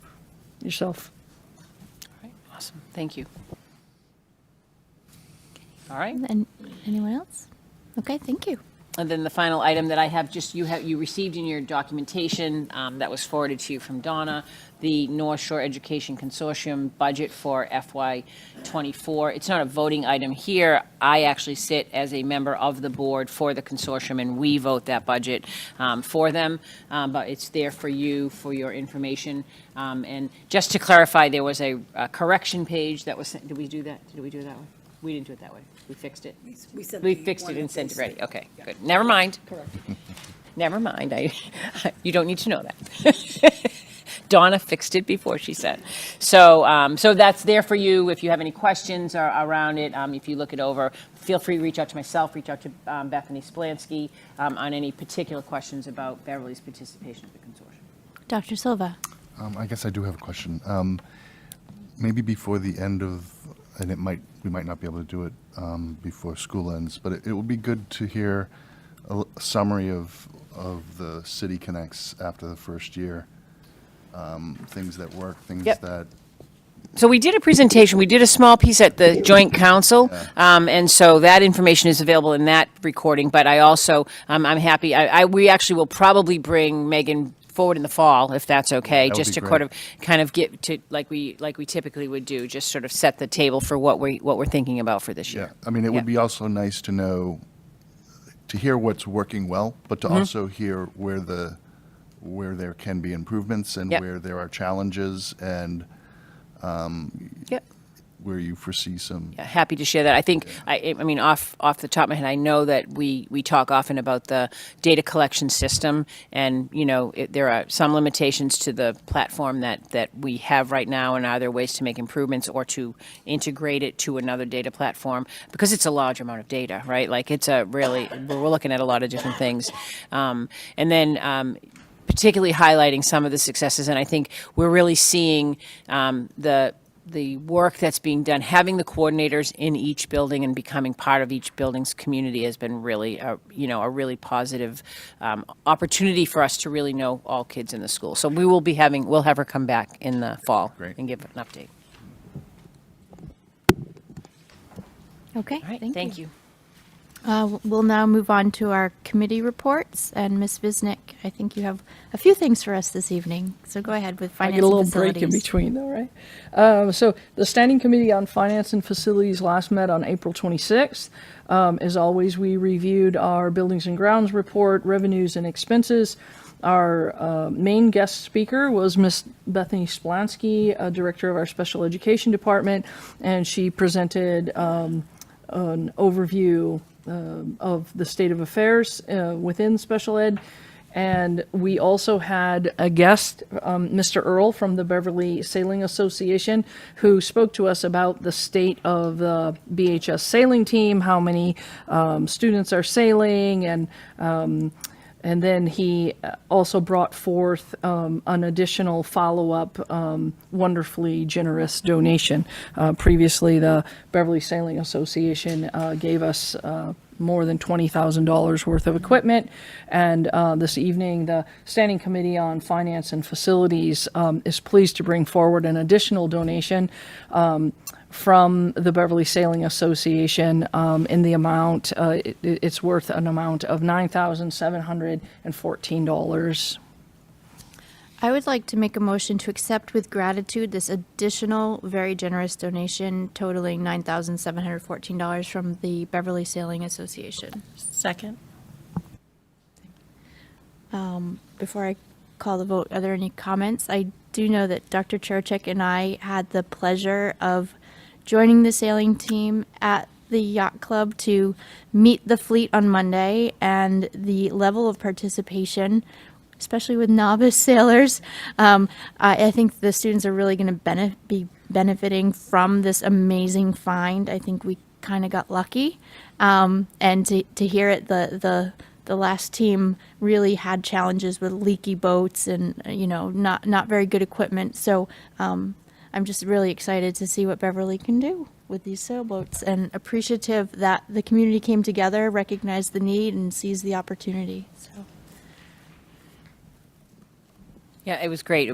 They did not let us go out on any boats, though, so we'll have to go back another time. No, it was really, it was a wonderful event. Paul Earl has, been really supportive, and the team was there, and there were a lot of, I think it's like 23 participants, and largely freshmen and sophomores. So the potential for that team to, and that program to keep growing is really awesome. So very, very nice opportunity. There was quite a stiff breeze on land, and I understand that it was even stiffer out in the open water there, so not many people were sailing, but it was a great opportunity to meet all the sailors, their families, and the generous donors especially, so thank you. Any other comments? All those in favor of accepting with gratitude this gift from the Beverly Sailing Association? 7-0. Thank you. Standing Committee on Finance and Facilities also recommends acceptance of in your packet, a Life Vac donation valued at $140. I will also make a motion to accept with gratitude the donation of the Life Vac kits. I was technically present to hear the presentation and understand the information and how the training will go along with this. So I think this is a great opportunity for us. Is there a second? Second. Thank you, Ms. Coelho. Any other comments, questions? All those in favor? The Standing Committee on Finance and Facilities brings forward a recommendation of the to approve the attached increase of non-union hourly rates. So moved. Is there a second? Second. Thank you, Dr. Silva. Do people have any questions? Again, this was presented at the Finance and Facilities meeting. Not seeing any questions. All those in favor? 7-0. Thank you. The Standing Committee on Finance and Facilities recommends acceptance of generic gifts to schools as opposed to the Life Back or the sailing donation in a total amount of $3,427.10. And this particular month, those donations are split across Beverly High and Hannah. So moved. Second. Okay. Thank you, Ms. Coelho and Dr. Silva. Any questions or comments? Always with gratitude for those who donate to give some flexibility to our buildings. All those in favor? 7-0. Thank you.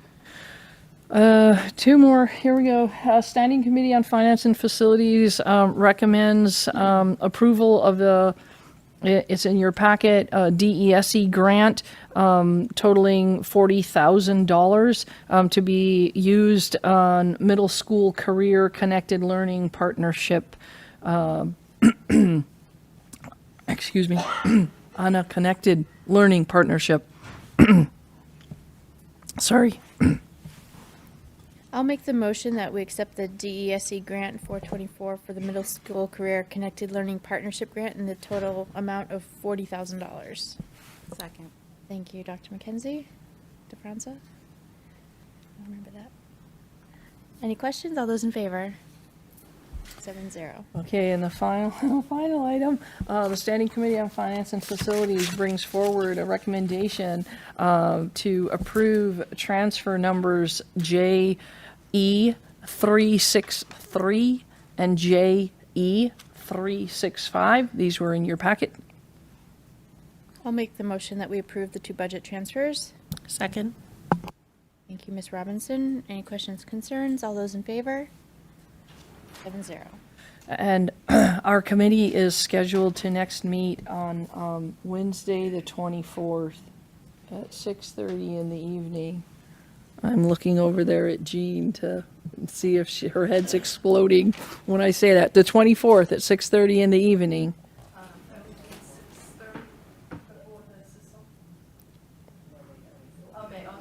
May. Yeah.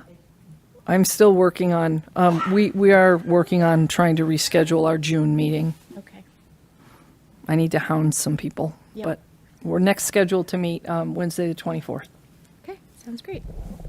Now, next for the Standing Committee on Curriculum, Instruction, and Student Life, we'll hear from Ms. Robinson. Thank you, President Abel. So the CISL met this evening, and I'd like to share some of the highlights. So our Beverly Middle School student reps reported that 270 sixth graders went to Nature's Classroom recently and had a great time. The eighth graders have a lot of events coming up. National Junior Honor Society on May 18th. There will be an ice cream party after MCAS. And on June 1st, the student-faculty basketball game will be held, and we're going to see if we can get on the news again, like we did last year after Charlie Silva's full-court shot. Remember that? Got in the news? Won the game. Yes, and won the game against the teachers. So then on June 14th, there's a Six Flags field trip. And we heard from our librarians at all levels who came to talk about summer reading and shared the lists and assignments. This year's theme is Find Your Voice. Barb Fecto from the high school, Alex Wozniak from the middle school, and our new elementary librarian, Laura Brosnan, who covers all our elementary schools. They just have such great excitement for books, and so please check out their page and look to our community partners, which are Bootstraps, the Bookshop of Beverly Farms, Copper Dog Books, and of course the Beverly Public Library, who are all excited to get books into our kids' hands. We went over the handbook and some changes that are taking place at each level. We're working hard to streamline them for consistency in formatting, editing, and language. The handbooks have been reviewed and revised by our attorneys. Pronouns have been addressed throughout the document, and the BHS vision of the graduate has been updated. There have been additions and things have been deleted in academics, attendance, student responsibilities, conduct and discipline, health, safety, and wellness, student and family support, and those changes are forthcoming at all levels. And then finally, our last meeting of the year will be on Wednesday, June 15th, from 5:30 to 7, when we have our Showcase of Learning, which I believe is one of the best nights of the year, because we just get to see all the amazing things that happen in Beverly Public Schools. We also have a CISL meeting the night before. Yes, and we have a CISL meeting the night before on the 14th. Thank you. And this year, our Showcase of Learning, though, will take place at Beverly High School. Thank you so much, Ms. Robinson. Next, I'm serving as the negotiating chair, and I'll just report out that the negotiating subcommittee will continue to meet with AFSCME units. Our next 2 planned meetings are for May 15th with our administrative assistants and May 31st with transportation. As I alluded to, I do intend to include on our agenda for May 24th Committee of the Whole an executive session to provide some updates and potentially take some actions. And that is the report for negotiations. Back to you, Ms. Visnick. I'm so lucky to be able to speak twice this evening. The policy review subcommittee brings forward the same list of policies from last meeting, this time for a second reading. And we recommend the attached list, letters A through I in your packet or on the agenda, for a second reading and a vote this evening. It requires a 2/3 vote by this body to approve the changes to this batch, this particular batch subset of our policy manual. I would like to make a motion that the body adopts the policy review subcommittee's recommendations in the attached policies as listed A through I below. This is our second reading. We were provided initially with the track changes version and an explanation by our subcommittee chair, standing committee chair, and I'm prepared to adopt these with an effective date of today for our policies. Second. Okay, so we have a motion and a second. I should add that I'm somewhat working on a policy primer. So you mentioned the date of adoption, and Dr. Silva asked at our last meeting about kind of how does the review of policies even work? And so whether or not we get someone from MASC to come in and speak to us on that. Ms. Sherburne did a fabulous Finance 101, School Finance 101 primer, and I thought it would be useful if we had a similar type of primer to pass down or give to new people on the school committee.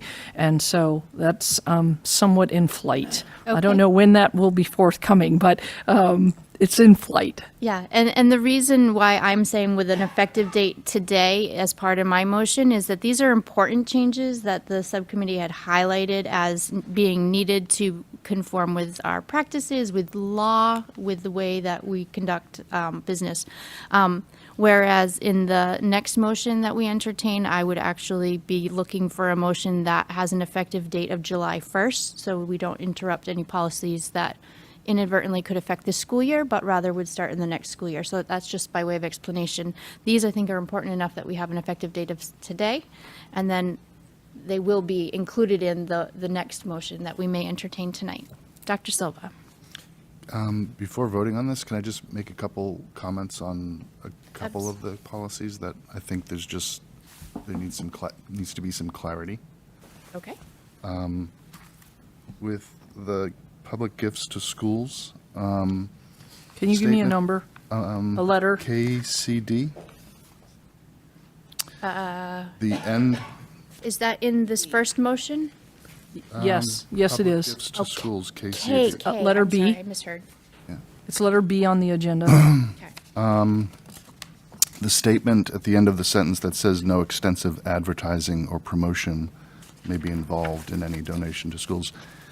I think it would be worth putting in a statement or clarifying this to at least put in what's allowed, like, the name of the company, or, if there's a size restriction, to at least specify, what is allowed, because it's just not clear to me what that means, and whether extensive, the name of a company is an extensive advertisement.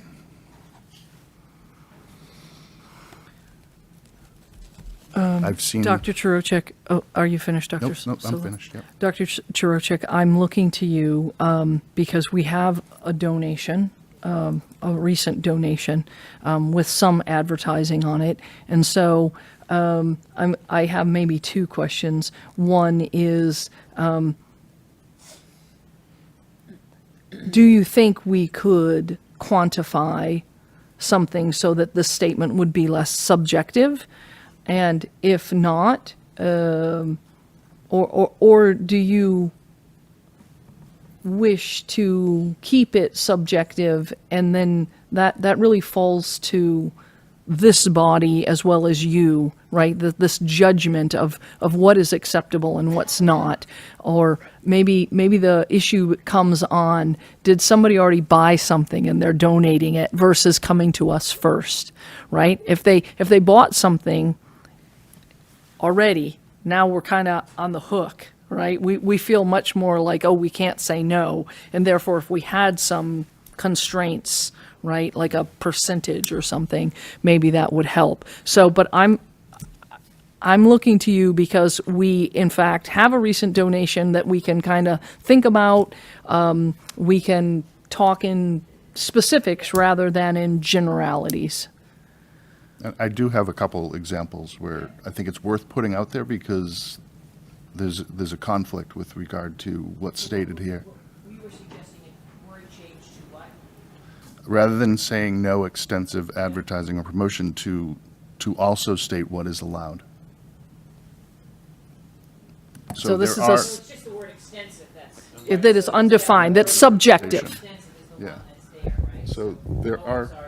It's the word extensive that is subjective, right? So if you just have a little name at the bottom, is that it? Or if it's a glowing light that says Gatorade Powerade, that there's a difference between the two and the places that we have them, right? So I think on every sign, every scoreboard we have in Beverly has the word, I think they most all came from Rotary, and I think they say Rotary at the bottom. And so is that considered extensive advertising, or is that, what's extensive, right? Yeah. So- I mean, my opinion is that the company or the institution or that's donating it does deserve recognition, and, allowing them to put their name on it as, the contributor is something that How about should be- so should in be other words, you allowed. would strike no extensive and you'd say advertising or promotion must be approved by the committee before it goes up?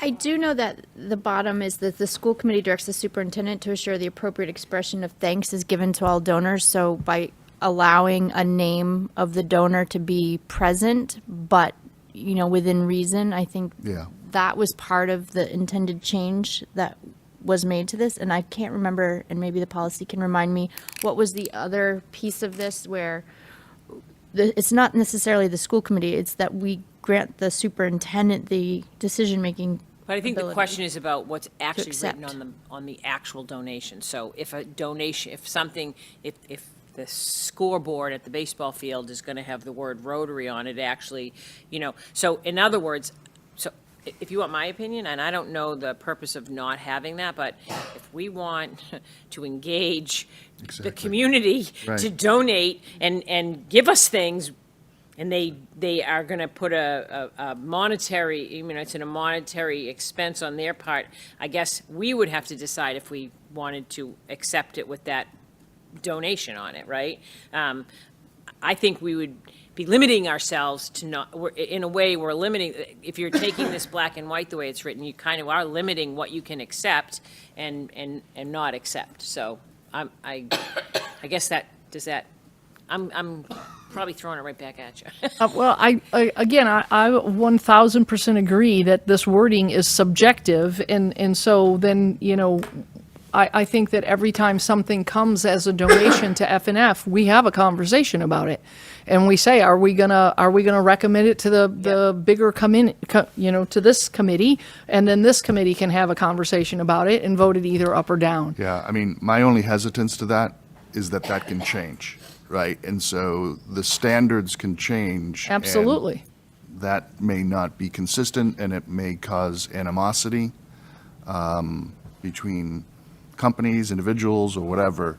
I think having some consistent baseline with, as what's accepted, with also, if you meet this basic standard, and if it's above that standard, then there's committee approval. That to me seems a little bit more All right. appropriate. I'm going to look at this end of the table. I see your hand up, Mayor. Can you hold on one second?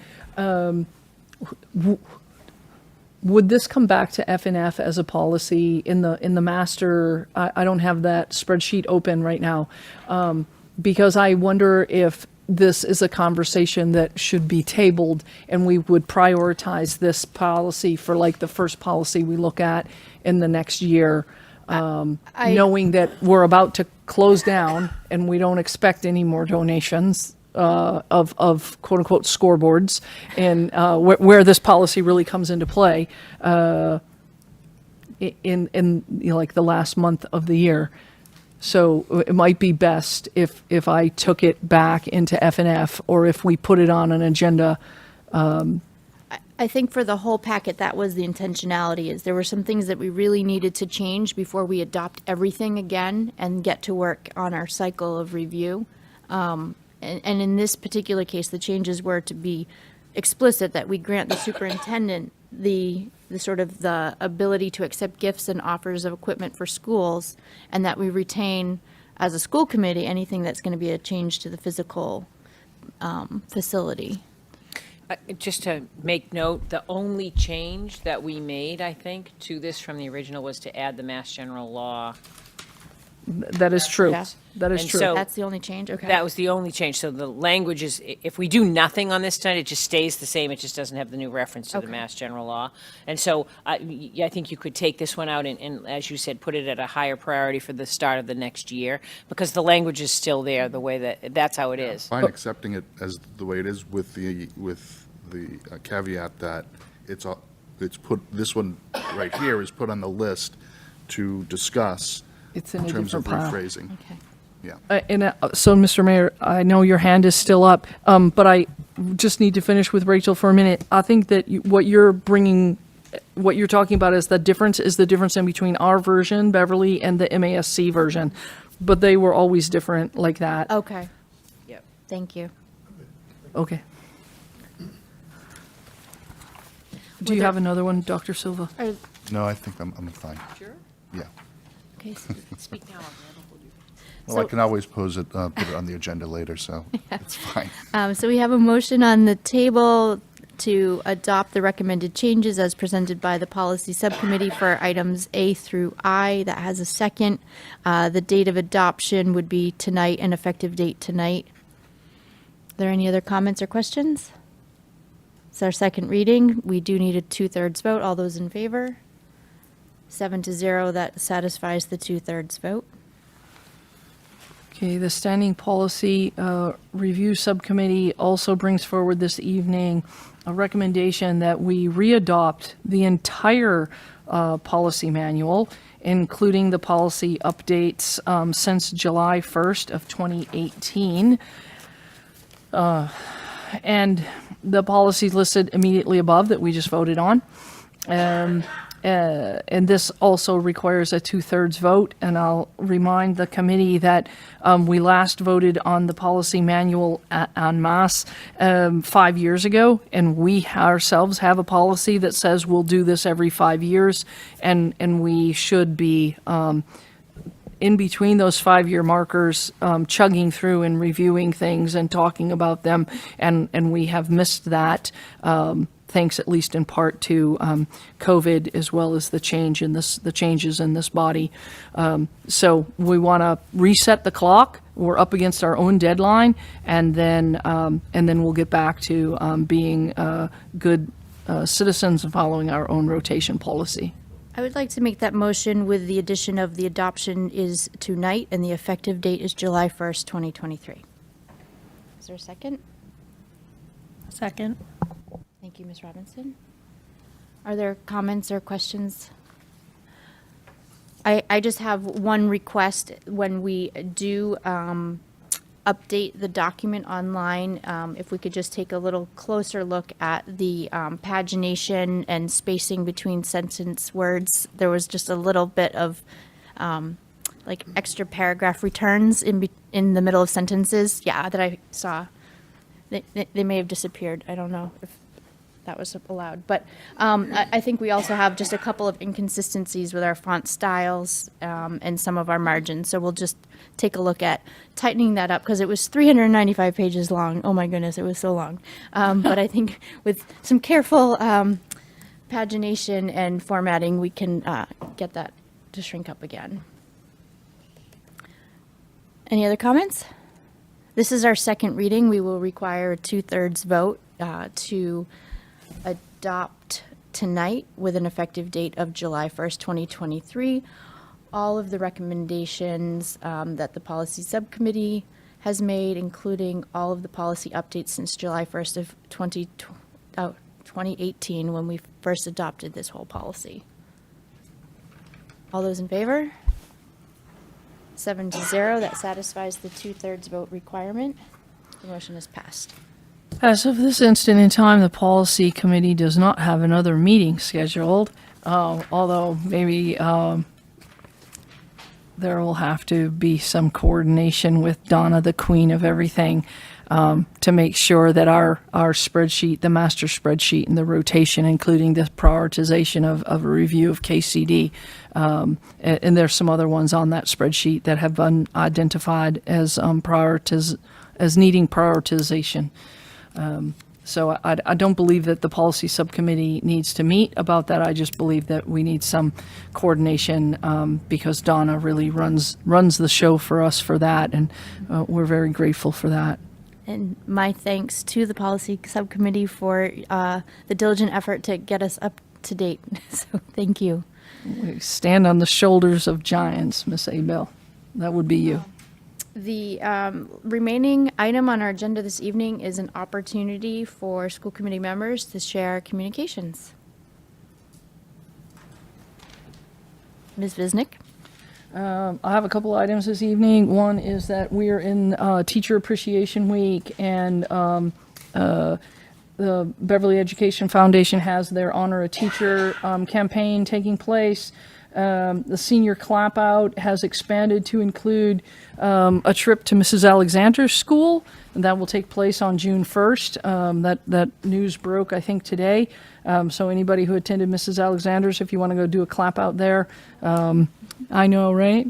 We had Centerville had their walk to school day, and I think the other schools did as well last week. And we had the SROs on the Centerville walk, and it's just a huge shout out to them. It's there's a couple intersections over there in Centerville that are large, and it's a little nerve-wracking to have a whole bunch of little legs crossing. And so the SROs were fantastically helpful, as was the school nurse and all the staff that walks down to Harry Ball.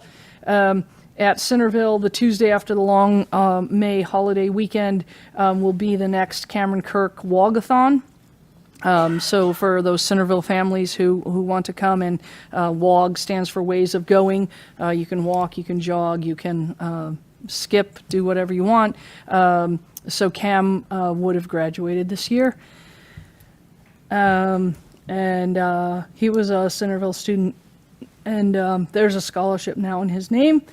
And tomorrow, Thursday, is the last, is the Beverly High Baseball Senior Day. And so It will be my last of a long line of senior days. Thank you, Ms. Visnick. Are there other committee members? Stop. Dr. Silva? Yeah, being involved in lacrosse and some other sports in Beverly, in the youth programs, I've received questions about the use of Herd Stadium for, one or two games, or, the opportunity to play at Herd for some type of jamboree. So I'd like to ask that we put on the agenda in the future a time for us to discuss the use of Herd Stadium, and I'd like to be able to open it up for some use for some youth programs so that they have the opportunity to experience that, and for parents to see their kids, their youth players playing in that stadium. Okay, we'll take a note. Generally, finance and facilities, we'll get that on an agenda. I got it. Sure. Jean, I'm looking over there at you. Ms. Robinson? Just to add on to what Dr. Silva says, and the idea of a couple of Friday night football games it's always on everybody's mind to use Herd, or to do what we did a couple of years ago with using the field. Just the excitement of that night. People always talk about it. So if we can do anything, it would be great, and I think it's worth noting. Yeah. Dr. Trocheck. There was a Friday night lights planned, right? There's another installment of Friday night lights planned. I will have to check. There was conversation about it being planned. I don't believe it came to fruition at this point in time. Okay, so while I'm taking requests for what to put on the next F&F yes. agenda, would a Yes. Friday So- night lights go on my F&F You agenda? can put it on your F&F. I will tell you that we had originally were hoping to hold one this spring, but the schedule's never coordinated in a way that we could have it the way that we did that last time. Sure. I was still conversing with Ms. Sherburne because the question about the use of Herd, I was trying to figure out, would that not just go through the building rental process, or is there an exception from the committee around the use of Herd for that? So that's part of what I I was trying to figure out where the question was coming from. So there's and a lot where the there's a lot of disconnect might be. question out there as to how and who gets to use Herd. And so I'd like there to actually be a school committee meeting where there's, where we discuss that, and where we have the public also perhaps Yeah. ask some questions. And that's about so I was asking Jean, so we've had a recent request to do a walk-a-thon there, but that's actually been put on hold for a while. But, I was not really paying good attention when Ms. Robinson asked me her question. That's what, yeah. So I think that maybe, and now I'm going to look at you, Mr. Mayor, it might be a useful thing for us to maybe have a guest at our meeting of, it's not Mr. Doig, right? He moved. Whoever's in charge of Parks and Rec, because Parks and Rec controls certain fields and the school system controls certain fields. Maybe we have like a joint little presentation, or maybe we make the presentation and we don't Right, need. so that was what I was anybody questioning, else, because right? we were asked about Herd for that walk-a-thon, so I was trying to figure out, whether I was missing something. No, somebody came to me for Herd, and I said, you Sent better them go to me. talk with Dr. Yep, Trocheck. and I sent them to Jean, and Jean, did that. That's right. So the only field that's on school properties that is under city control is the turf field and the turf field, right? Not At the the high track. school, because it was initially built in significant part with a state grant that required it be put under control of Parks and Rec. Everything else at the schools is schools to determine how it's used. The only thing I'll say about Herd, because we've been looking at Herd for lacrosse. I mean, look, we've all seen high school lacrosse games played there in the past. We see youth football games played there now. One thing that Commissioner Collins has kind of walked me through is that the grass at Herd is a different type of grass than everywhere else. It's there intentionally because of its high quality, high caliber, but it also comes back to life a little later in the spring as a result. So early, mid-spring, no, kind of mid-late spring, it's kind of ready for, for some level of use. So I don't know if that's helpful to just hear and think about. If there's a different choice of grass for it to be used, It has been, the grass that's there has been there for, I don't know how many years he can explain, but it's a really high caliber, and it's been used there because it's the showpiece stadium and has been for, Yeah. So, that's something you can certainly ask him about. yeah, so I mean, I think what it's not really a question of whether we play all games there, just to have a game. And so that's what I was suggesting, that That's- there would be just a building use request form, and then we would follow through. That's just the process for school facilities. I'm so- hearing Dr. Silva say he doesn't understand that process, though. And so Yes. if we had a little spiel on it in F and F, We can talk these are about the how- fields we oversee, these are the fields that are under rec department, here's the process, you want to play softball, you want to do X, Y, or Z, then this is what you do. And Jean is at the mic. Just trying not to talk, but, so I agree with the mayor. However, the recreation department is the one that rents out our field, so I don't have anything to do with any of our fields in our schools, soccer, lacrosse here, whatever was here today. So the rec does do that, and they go through. So one thing that I get confused on is who is the lacrosse? Is that a City of Beverly, or is it somebody that's renting through Bruce Doig's recreation department? So and then I do have Herd, but I don't rent out Herd pretty much because a lot of times it's somebody wants to have a concert at Herd. Then said I get no. all the counselors calling and saying, no, we're not going to have that because the neighbors don't want that for parking and stuff. So, so I think it's a good thing probably for Yes. us to bring up at our F and F to discuss.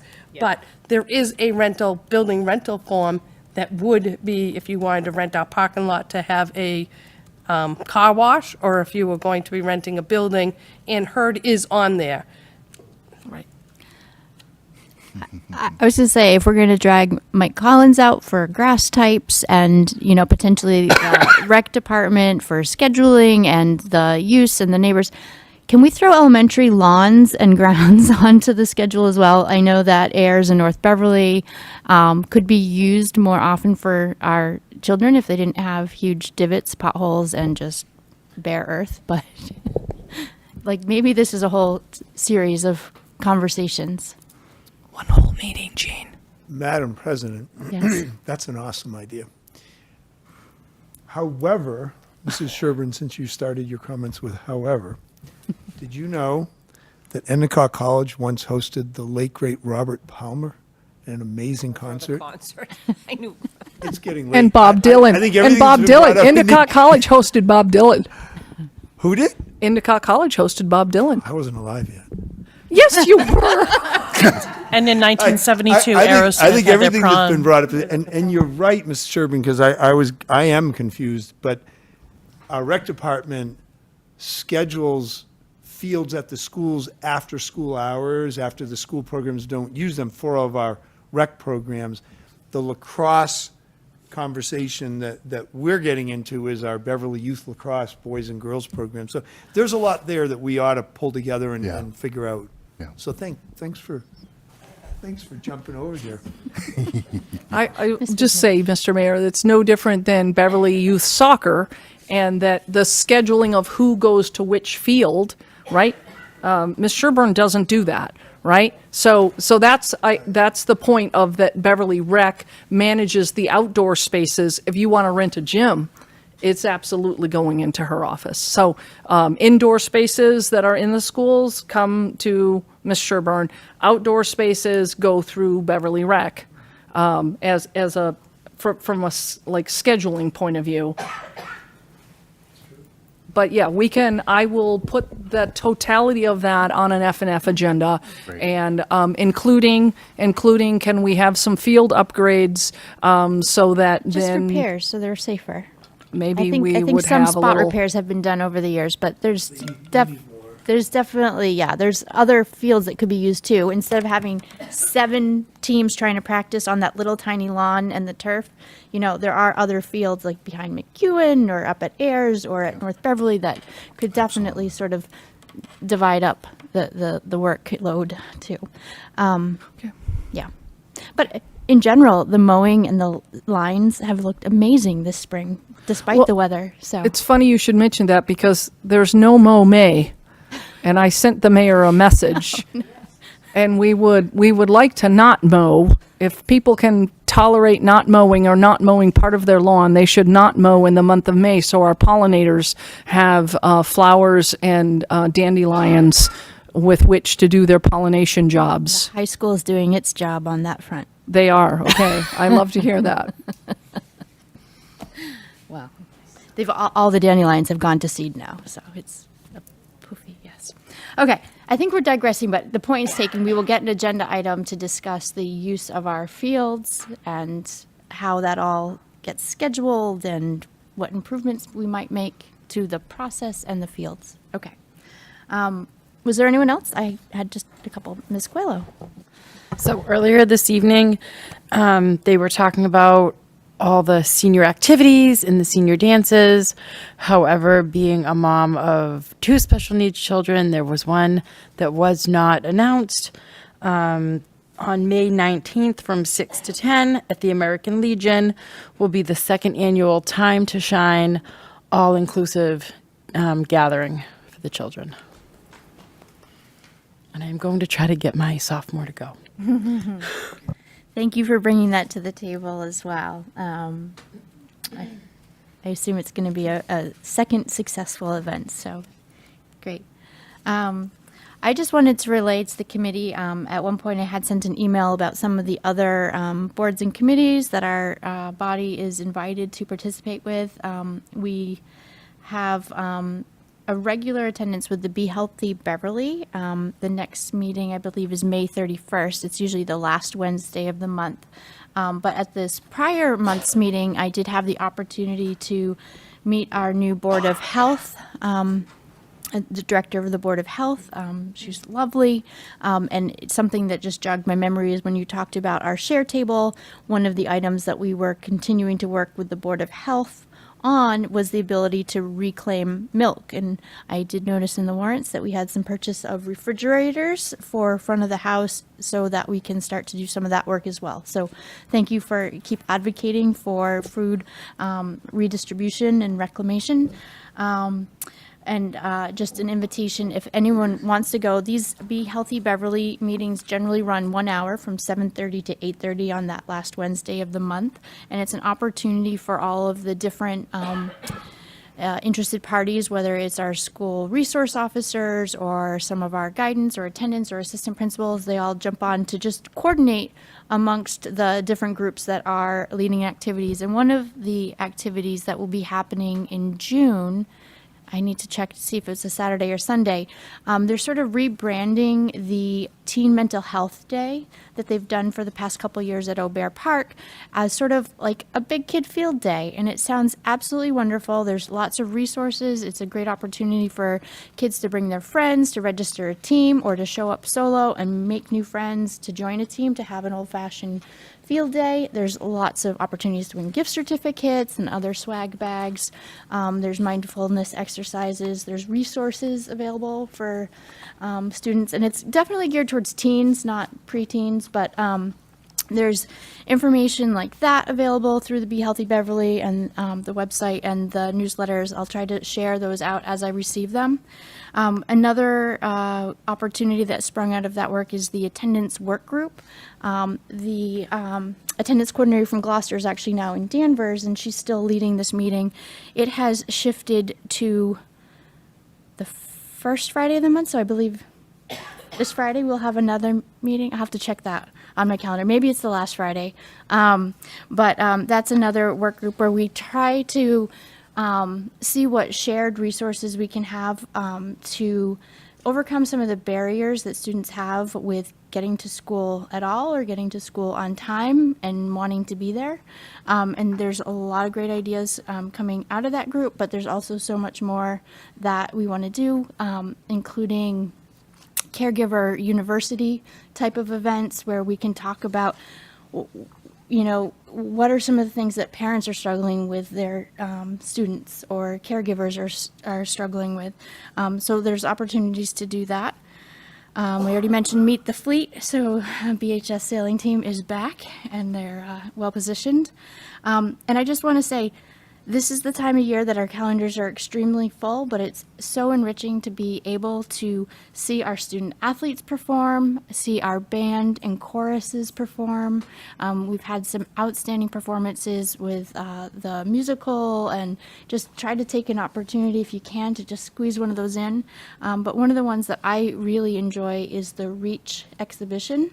That's where our seniors who've been sort of taking this past month to go out in the world and explore an interest have an opportunity to present to us. And so that's held at the field house. And I would encourage you to attend that. We've also received a couple of invitations via email, and I just wanted to call attention that you do need to RSVP and to let Julie Andrews and Mary Morrissey know if you are going to be attending.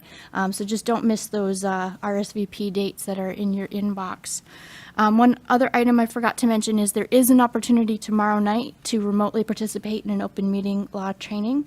If you have the availability and would like to join, that email is also in your email box. I think that covers it. Anyone else? Motion to adjourn. So moved. Okay. Okay, we'll give that one to Lorinda and Kim. All those in favor? Okay.